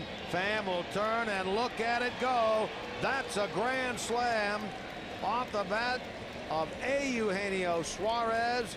And the Reds have scored 5 times here in the 5th and now lead this game 6-0. On a 1-1 pitch to Eugenio Suarez. The Reds get the big fly off the bat of Eugenio. His second career grand slam. Well, we show you the replay of the swing by Suarez that knocks it out of the ballpark with the bases loaded, but the replay review requested by the Reds and their video man Bo Thompson is really ought to get at least a credit for an RBI or 2 in this inning. Yeah, if the call stands on that, the inning is over. It's clearly safe at second base on Mahle. Votto takes advantage, and now certainly does Eugenio Suarez. 7th grand slam of the year by the Reds. Most in 12 years. Martinez to Sheriff covering for the out. to retire the side. 5 runs in the inning. In the middle of the 5th, Reds now up 6-0 over the Cardinals. Number 25 on the season for the Reds, and this impressive display of power continues for Cincinnati. We talked about 6 players with 20 or more. Now they have 4 players with 25 or more home runs each. You got to go back to 1956. Robinson, Post, Kluszewski, Bell, and Bailey with 5 players with 25 or more home runs. And Scooter Gennett, if he returns, he's sitting on 24. So the Reds can match 1956. Well, let's see. 2 home runs tonight, 1 last night. So that now is 200 home runs hit by the Reds this year. On pace to hit 221, which would be 1 shy of the single season club record of 222 set back in 2005. Remember, they still have 9 home games.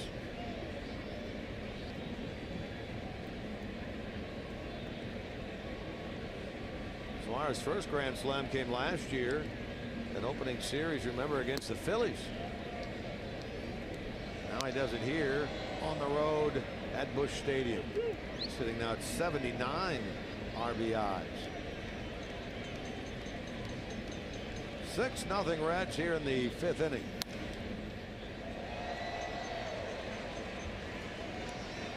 Cub fans are happy. The Cubs have taken a 5-2 lead over the Mets at Wrigley. And Milwaukee owns a 5-1 lead over Pittsburgh in the 5th at Miller Park. If everything stays the way it is now, Milwaukee would leapfrog the Cardinals and be in 2nd place. Mahle now trying to get through this inning to qualify for his first big league win.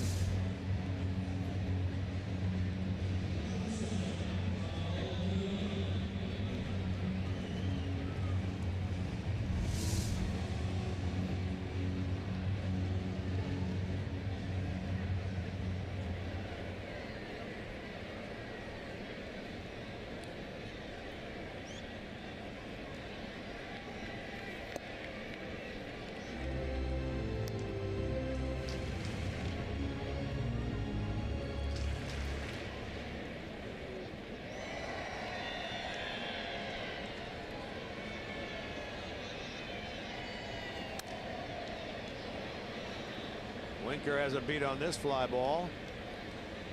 That's the first out here in the 5th. Tyler Mahle, 3 walks, 3 strikeouts so far. Pretty good night for him. Yeah, not a lot of really good contact off of Mahle. And just like the last batter that was up there, DeYoung was just a little bit late on the fastball, just a tip behind things and missing the sweet part of the bat. All zeros on the important part of the board right now for Tyler Mahle.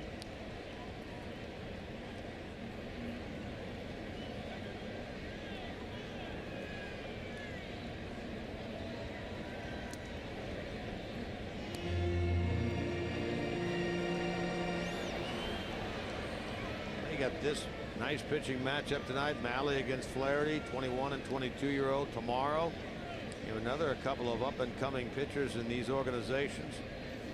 Both of them a little bit older. Luke Weaver, 24. Amir Garrett, 25. They'll pitch in the afternoon game here tomorrow. But all 4 of these pitchers counted on heavily in the future of these 2 teams. Normally, you'd think that 24 and 25 is still very young for a major league pitcher, especially a starting pitcher. Out. Safe. But of course, when you're running out a couple of starters like the Reds and Cardinals have done tonight, Flaherty at 21, Mahle at 22, I guess everything is relative.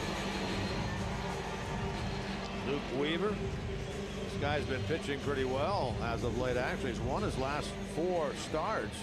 He'll take a 5-1 record into tomorrow. Amir Garrett at 3-7.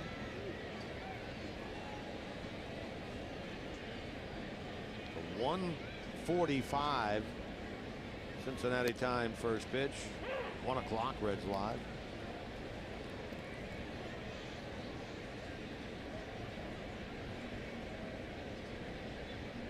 Closing in on 100 pitches for Tyler Mahle and due up 4th in the 6th inning.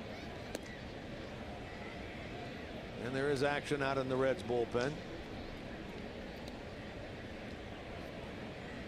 Kevin Shackelford up and throwing.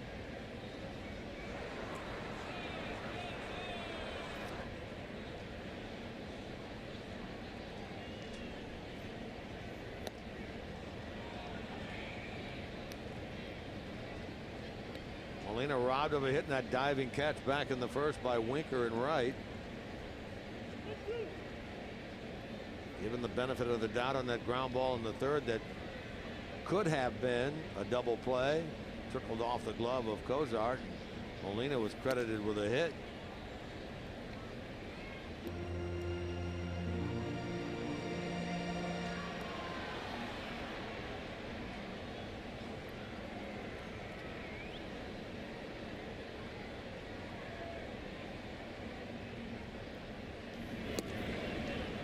Down goes Yadier Molina on strikes. In the 5th inning complete. Tyler Mahle, more likely than not, finished after 5, and he is qualified for his first big league win. You can cheer on the Reds when they take on the Pirates.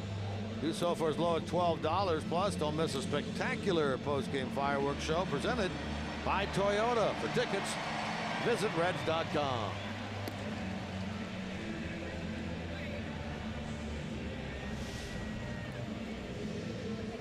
Mac Jenkins in there shaking the hand of one Tyler Mahle. He's right there behind the pitching coach. There he is next to Jesse Winker. 5 innings of shutout baseball against the Cardinals. Gives up 4 hits. His best 2 innings really were the last 2 that he pitched. I thought he threw the ball exceptionally well. Really great stage presence. I thought both these young pitchers tonight were impressive out there. It came undone for Flaherty. It did not come undone at all for Tyler Mahle. 0 on the board right now. The Reds up 6-zip. New battery in for St. Louis. John Gant is pitching. Carson Kelly is catching. So Molina out of the game. 6-0 Reds after 5. Tall, lanky right-hander, 6'3", 200-pounder John Gant. Got the Mike Leake hair going out there. Well, Gant is one of 3 players that the Cardinals received in return when they traded Jaime Garcia to the Atlanta Braves in December of last year.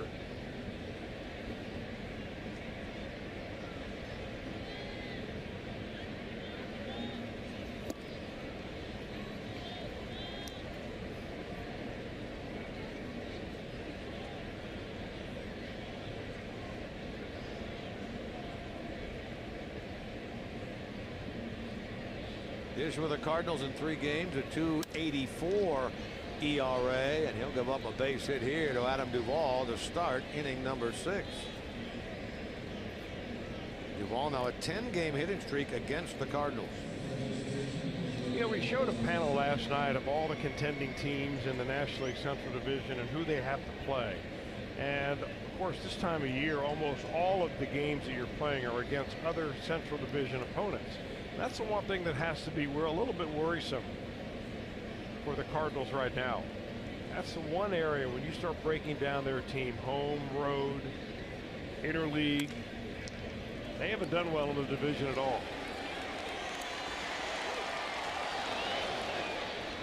That's an excellent point, because they have, starting tonight, 18 games remaining, and every one of them against a division opponent. Their record 27-31 against the Central. There's a breakdown of what these 3 teams that are in the race have left. Interesting, though. I mean, 7 games left with the Chicago Cubs. I mean, that won't say it all, but that will have a lot to do with who ends up on top in this division, how they go head to head. Starting this weekend at Wrigley Field. Mike Matheny's ball club trying to get back into the postseason, something they missed out on last year.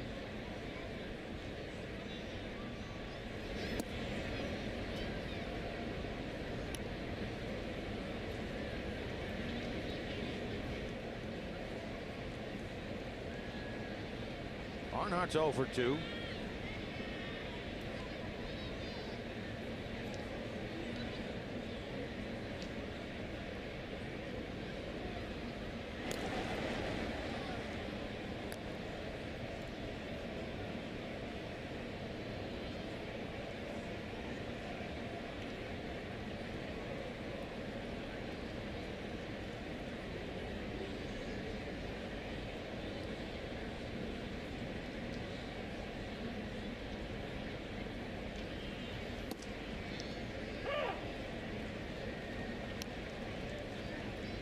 Tyler Mahle's final line is 5 innings, 4 hits, no runs. Walk 3, fan 4, hit a batter. To exactly 100 pitches and is in line to get his first big league win.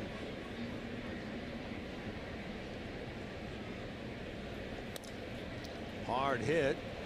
Out. 4-6-3 inning ending double play. Second turned by the Cardinals tonight.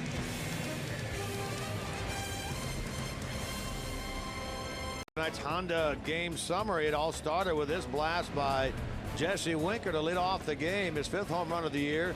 3rd time this year the Reds have led off a game with a home run. 2nd time on the road. And then in the 5-run 5th, how about the 2nd career grand slam for Eugenio Suarez, giving him 25 home runs, 79 runs batted in.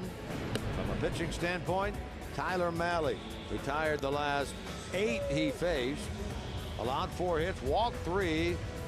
Appeared to be more in control later than he was early.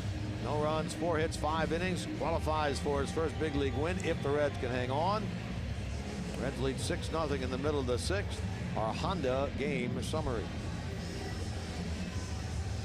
Kevin Shackelford is a new pitcher for the Reds. He picks up for Tyler Mahle.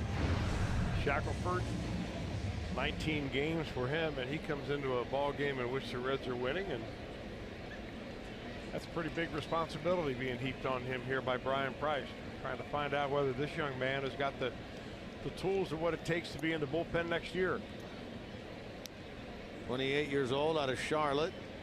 5.82 his ERA. This is 19th appearance.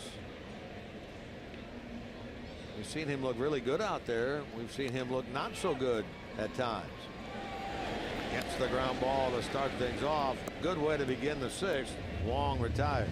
Well, Shackelford grew up in Charlotte, North Carolina, but he ended up going to college at Marshall University. And he is actually the 4th different major leaguer who have pitched for the Reds, who were once pitching for the Thundering Herd. For some of the other ones, you remember Rick Reed. He was a starter for a short period of time with the Reds. I think he started that 1-game playoff game, if I'm not maybe not. Jeff Montgomery, who ended up having 300 saves, made his major league debut with the Reds. Dan Straley, of course, and now Kevin Shackelford. The Herd. Go over that way for the Caravan every year. We do indeed. Good Reds country down there. You bet it is. Love those people down there in Huntington, West Virginia area. You being the food connoisseur that you are, a different kind of food connoisseur than the guy to your right, Jeff Brantley. You enjoy some of the stuff that those guys offer up. They give you a full choice. That's one thing that we do not lack of on that Reds Caravan, is plenty of things to eat. I know I've heard tell that you don't eat for like 3 days before you go on there, so you can eat and still not go over your calorie count. Or 3 days after. Good slider there.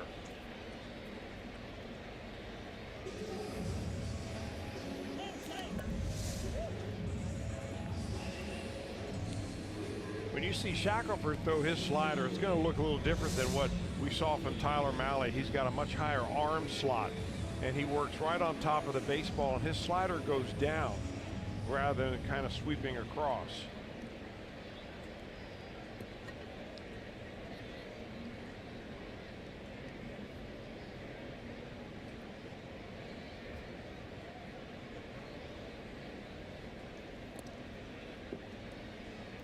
Talked about him being good and bad on occasion. He's been very good as of late. Has not a lot of runs since the 22nd of August, covering 7 appearances.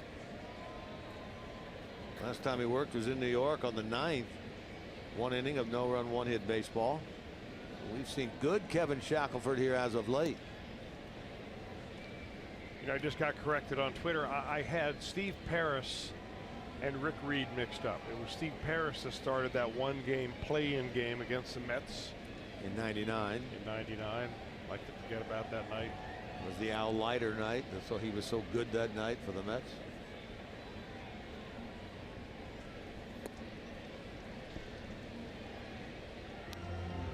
Boy, Shackelford coming right at these Cardinals, gets the ground ball off the bat of Wong. The strikeout on that nasty slider against Piscotty. Now he's ahead here against Harrison Bader.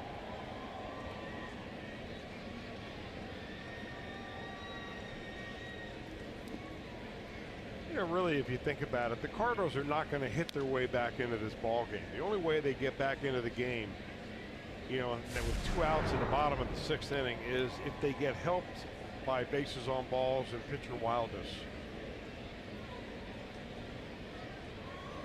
And certainly Mike Matheny, more than anybody else, knows that. He gets his everyday catcher Molina out of the game, giving him a little time off. Swing and a miss there by Bader, so a very impressive 6th inning by Kevin Shackelford. Mentioned 1999. Let's take you back there. September 4th of that year, Reds versus Phillies. And to say that the Reds brought the sticks that day, an understatement. 9 home runs in the game, and they set a National League record to hit a home run in 7 straight innings. In fact, it was the first team in MLB history to do it. The 2nd through the 8th inning, they had at least a 1 home run in each inning, and that stood alone until the Twins last night. They defeated the Padres 16-0, and they had a home run in 7 straight innings. First team to homer in the first 7 innings of a game, I should say. So they came out of the gates a-swinging with that 1999 Reds team. 96 wins, and what a lineup they had.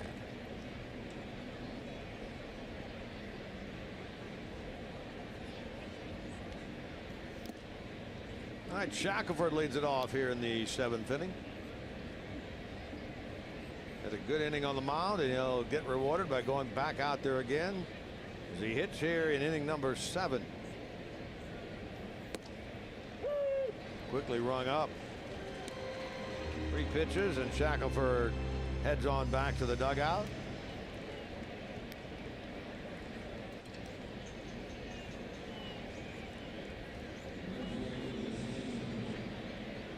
Casey missed it. A home run by this guy, Jesse Winker, led off the game.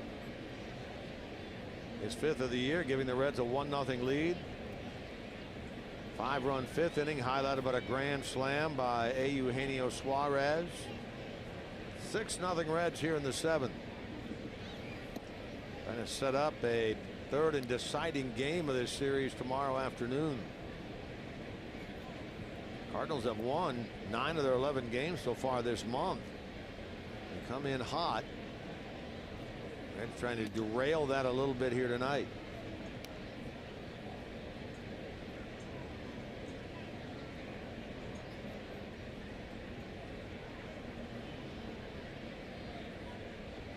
Shackelford will go back out there, work the bottom of the 7th.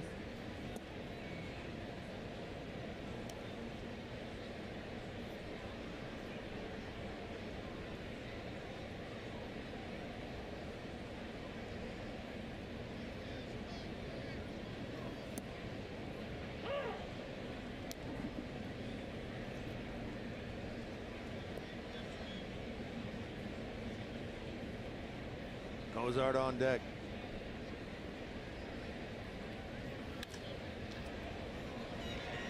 Slicing into the corner, and that is a foul ball. That's close, but a foul ball by Winker.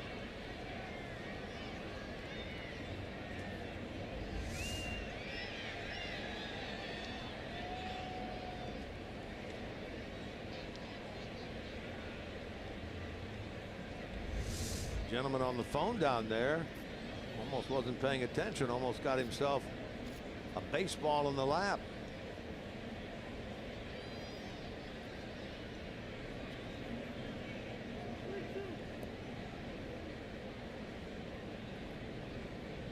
Now he can call somebody and tell them what almost happened there. Winker rung up. Back-to-back strikeouts looking for John Gant. Look at Cozart with 2 out, bases empty.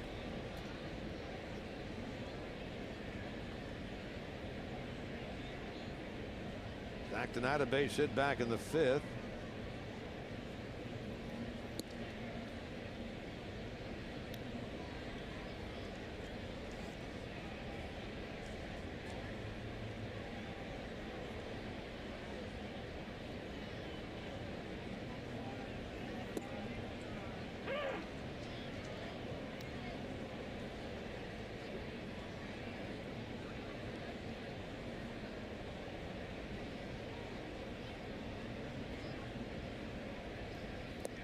Shortstop certainly one of the more interesting positions for the Reds to address this offseason. Zach is a free agent after the year. He's on the trading block seemingly from day one of the season until really September 1st passed.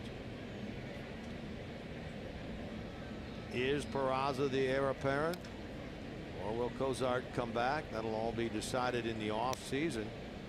Zach wants to test the free agent waters. He has professed his desire, if it all can be worked out, to spend his career in Cincinnati.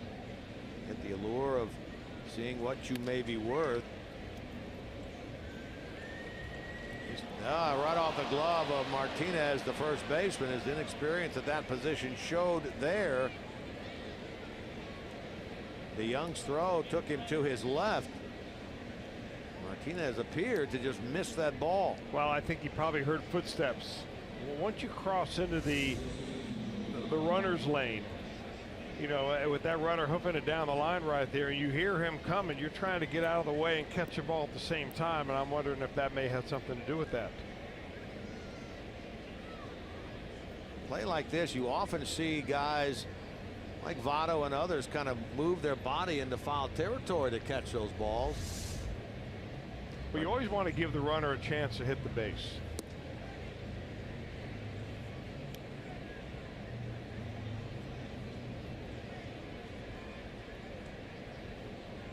Martinez charged with the error.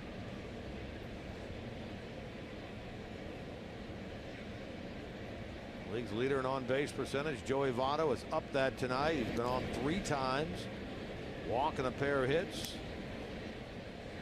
Quickly ahead 2-0.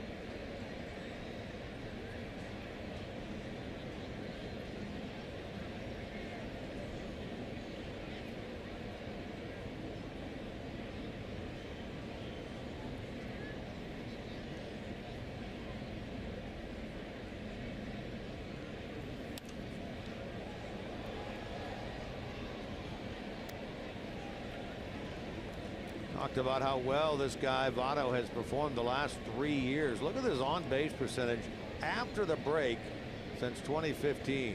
An incredible .535, .490 last year, .482 this year.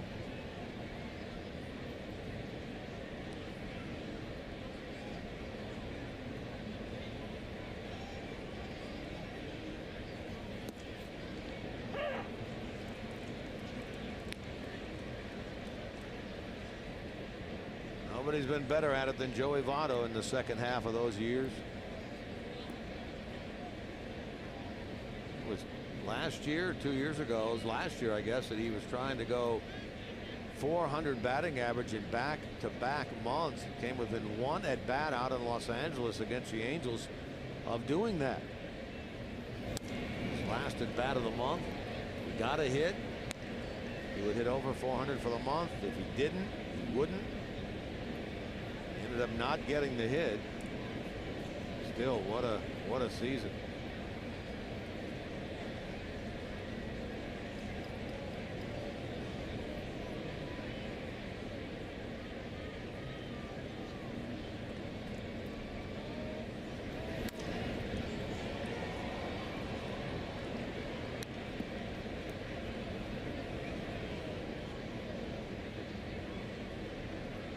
Suarez, the grand slam earlier in this game, waits on deck.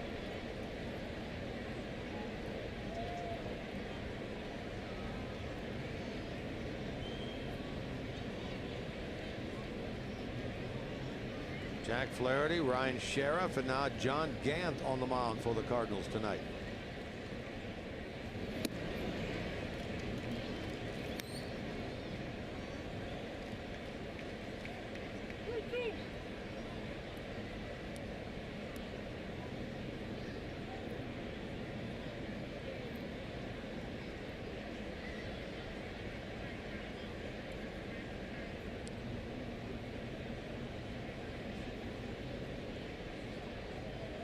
Cozart running.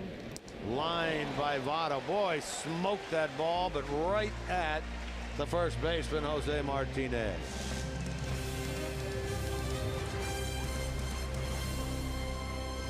spring training experience in Goodyear, Arizona, sponsored by the Reds Community Fund. 2 lucky winners will enjoy breakfast with a team and VIP treatment, plus airfare, hotel accommodations, and much, much more. Raffle tickets are just $100, with all proceeds benefiting the Reds Community Fund. Call 513-765-7700 or email raffle@reds.com to purchase today. Back to work, Kevin Shackelford. First time up, Carson Kelly. He took over in the bottom of the 5th inning once the Reds scored the 5 in the top of the 5th.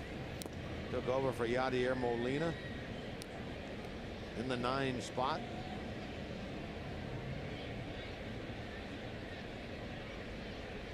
Young man, their top catching prospect.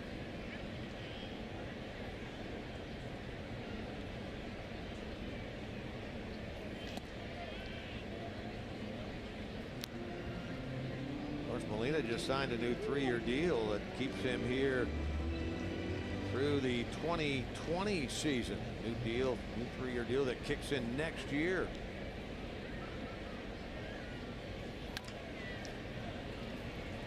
Suarez.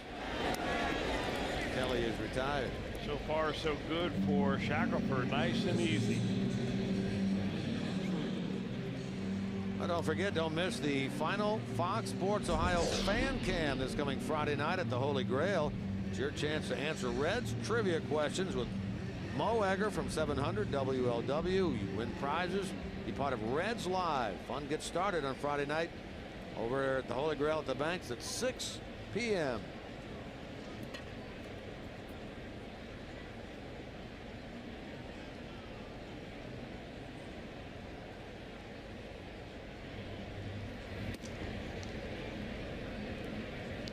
Seven Cardinals now in a row have been retired. 12 of the last 13. They haven't had a hit since the 3rd.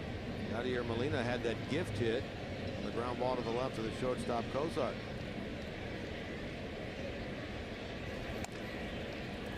Down the line at 3rd, and that's going to be an infield single. That cued right off the end of the bat, playing into pull.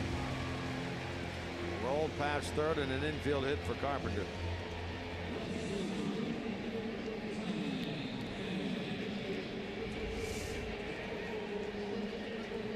It looks like Carpenter's trying to go that way, but I mean, the bat is just about perfect placement.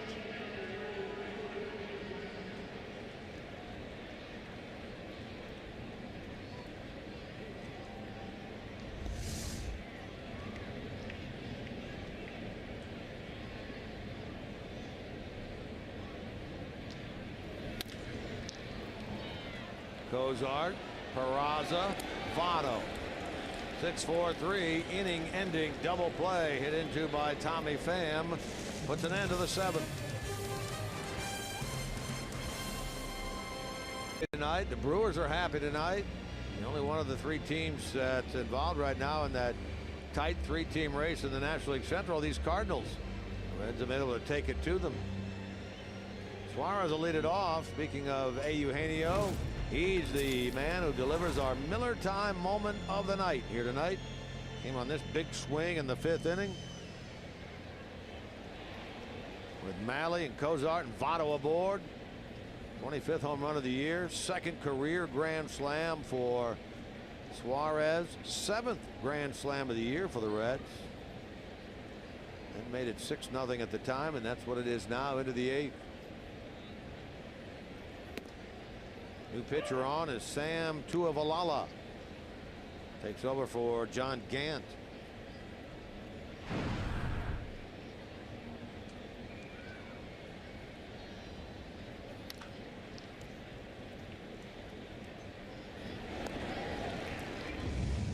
Suarez is retired for out number 1.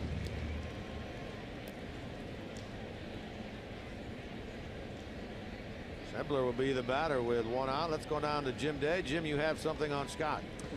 Well, you may have noticed that he hasn't been chewing on that mouthpiece, which he's he's been known for. Fans noticing that nervous reaction chewing on a mouthpiece. I asked him about it. I'm like, did you get rid of the mouthpiece? He said, no, I was going through them so fast that I got another one. and these are much harder. He wears it on his bottom set of teeth as he rips one off the third baseman here. And close play at first base, but Scott told me that the one that fits now is so tight that he can't move it around. So he still wears the mouthpiece, and it makes a very happy mom, because his mom was never happy with the look. And he said a lot of still photographers have come up to him and thanked him as well, saying, we can finally get a good picture of you, because every picture we have is that mouthpiece hanging out of your mouth. He still wears it. It's just a tighter one. You know, believe it or not, I was actually thinking about that earlier tonight when he was batting, that he wasn't moving that mouthpiece around, and maybe like a lot of others, I was happy about it.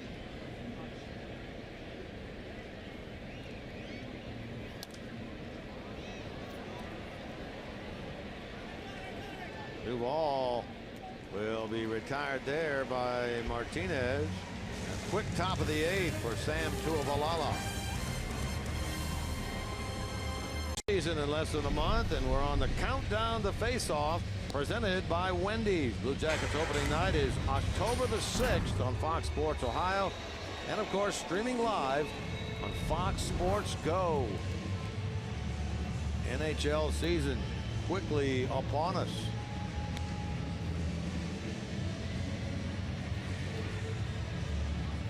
The pitcher on for the Reds will be Michael Lorenzen. He becomes the third pitcher of the night.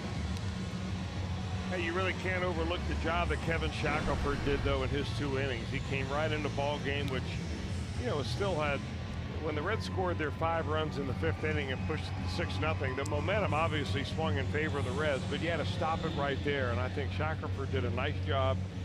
He went 1-2-3 in the 1st inning, got a double play to end the 7th, and now Michael Lorenzen takes it on here in the 8th.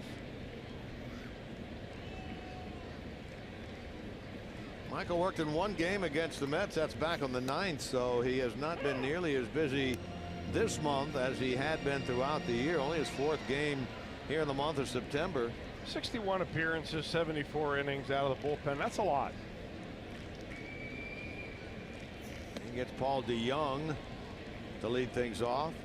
It will be interesting looking forward to 2018 down in spring training, whether the Reds will give Michael Lorenzen a chance to pitch for a spot in the starting rotation. Well, I think we mentioned earlier that Brian was talking about that today in his media meeting. He was asked about Lorenzen being a starter against it. That's Michael's wish. He has the repertoire to do it.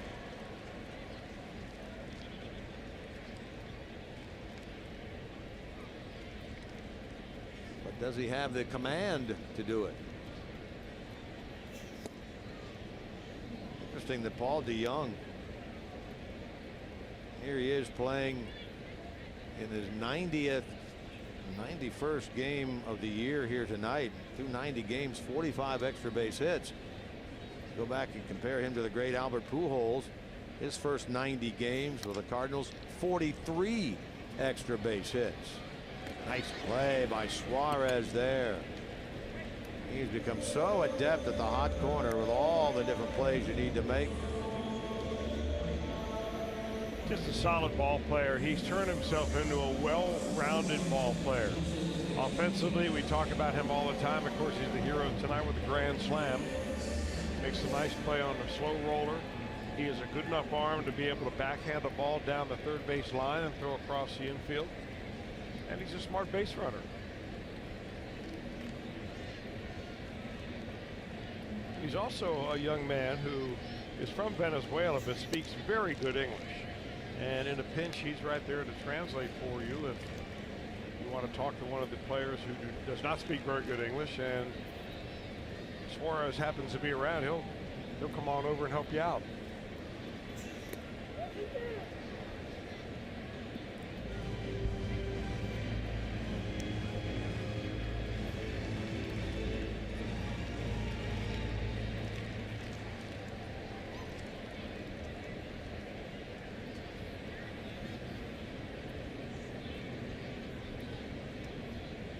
Couple of hits tonight for Martinez. He also had a pair last night. Twice now he's gotten fooled by Lorenzen breaking balls and finds himself in the hole 1 and 2.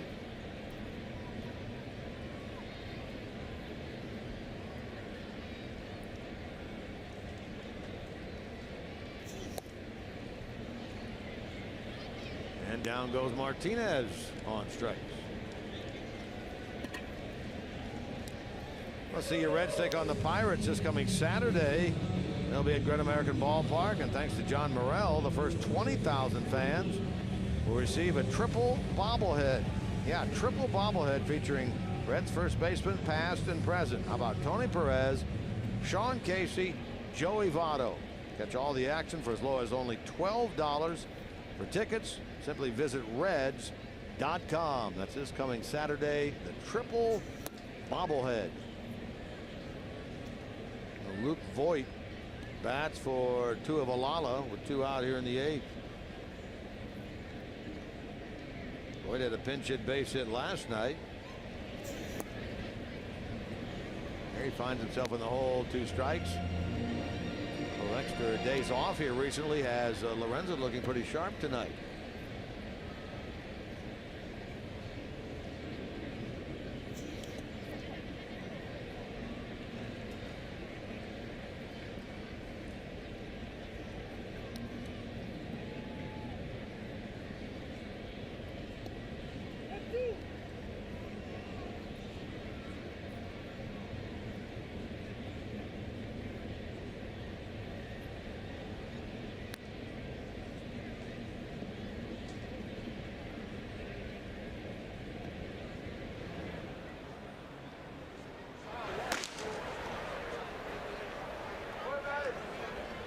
Matt Bowman will be the next pitcher for the Cardinals.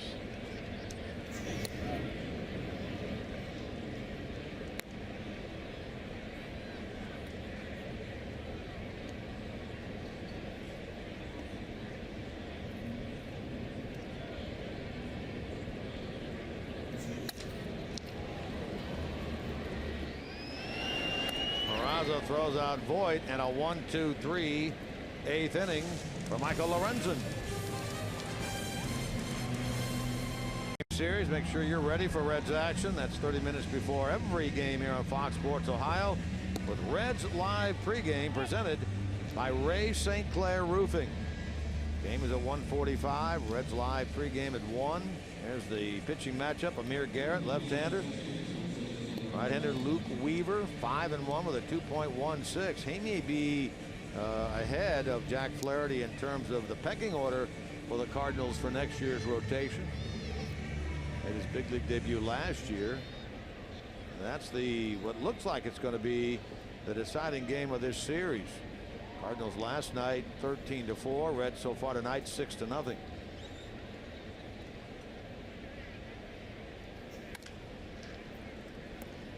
Matt Bowman on.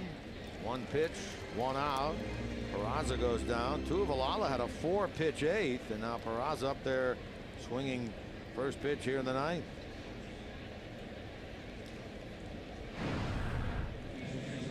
Bowman's been in a lot of games. He is often leaned on a lot out of that Cardinal bullpen.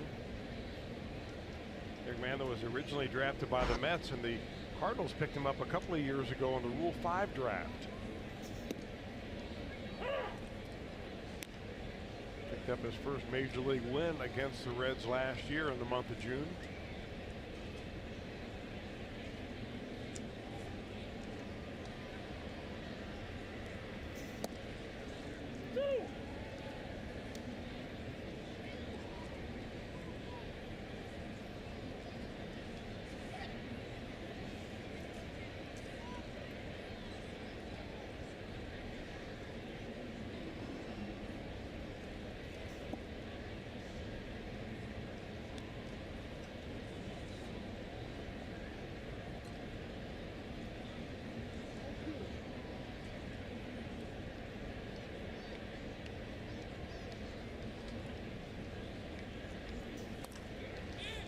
Towards center, and that'll be caught out there by Bader. Barnhart 0 for 4.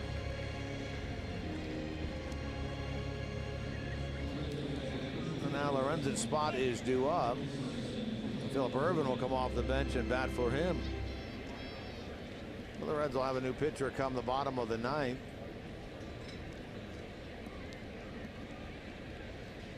Out there throwing in the Reds bullpen is Luke Farrell. Irvin first pitch swinging to right. And another quick and easy inning for Cardinal pitching. Bottom of the ninth upcoming. 6-0 Reds.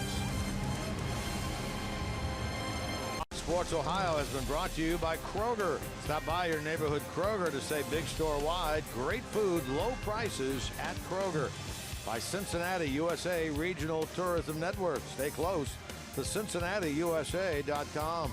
And by Toyota. For over 30 offers, visit buyatoyota.com. Toyota, let's go places. Nice night under the arch here tonight in St. Louis. If you're a Reds fan, 3 outs away from securing a victory in this series, leading 6-0. Reds this year in terms of shutouts have 6 shutout wins, the last of which came out in Arizona way back on the 8th of July. I believe that was the first major league win for Luis Castillo that night. Let's see if that can get done. It falls on the shoulders of Luke Farrell, former Kansas City pitcher, son of John Farrell, the Red Sox manager.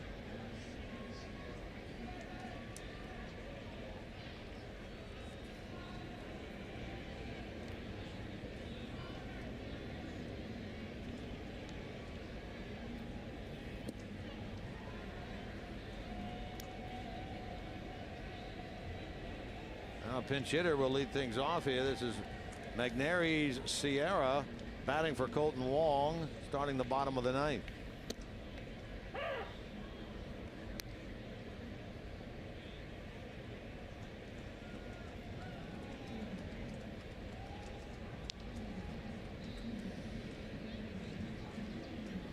Just recalled from AAA Memphis yesterday, Sierra.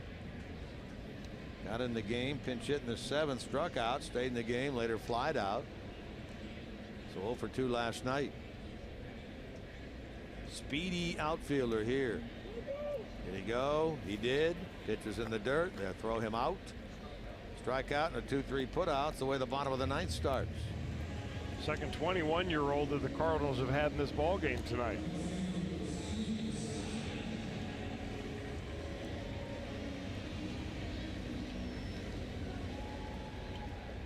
Well, the Reds pitching has been just excellent, really something to be very proud of and look forward to for future. Luke Maile, 22 years old. Shackelford comes in for 2 innings. Lorenzen comes in with a 1-2-3 inning. Against a team that scored 13 on them last night. And they're in the top third of the league in batting average and on-base percentage. Top half of the league in runs scored. They've been playing very well, and the Reds will be able to come in here tonight, at least through the first 25 outs, keep them at bay. Talking about shutouts, if the Reds get it, they're 7th. Almost half of those 3 would have been against the Cardinals. Remember, early on, the Reds came in here, had a couple of shutouts in that series back in early April. One of them authored by the man who starts tomorrow night, Amir Garrett. The other by Scott Feldman. Now they're on the brink here of a shutout win tonight.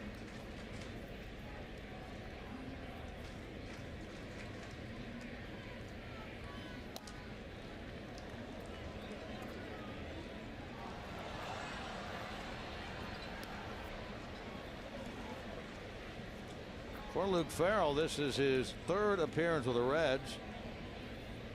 4th appearance this year in the big leagues. The other was that big league debut for Kansas City.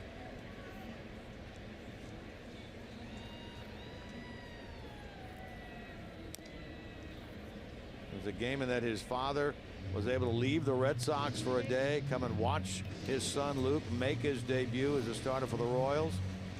Much the same thing that the Marlins did when Chad Wallach made his debut with the Reds.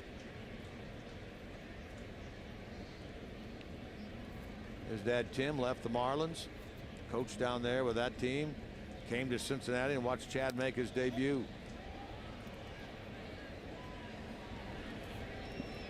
2 out. Now Harrison Bader, the number 8 hitter in the Cardinal lineup, will walk up there with 2 men out, nobody on. First 3 innings of this game, the Cardinals threatened. 2 on, 2 out in the first. That diving catch off the bat of Molina by Winker saved a run. Second inning, bases loaded with 2 out after a walk to Carpenter. Pham grounded out. Ground ball to Cozart. And the Reds win. Nice work done by Reds pitching tonight. Malley, Shackelford, Lorenzen, and Farrell off of the 7th shutout for the Reds this year. They win it by the final score of 6-0 over the Cardinals, and this series even now at a game apiece, with the deciding game coming up tomorrow. 6-0. The Reds a winner here tonight at Busch.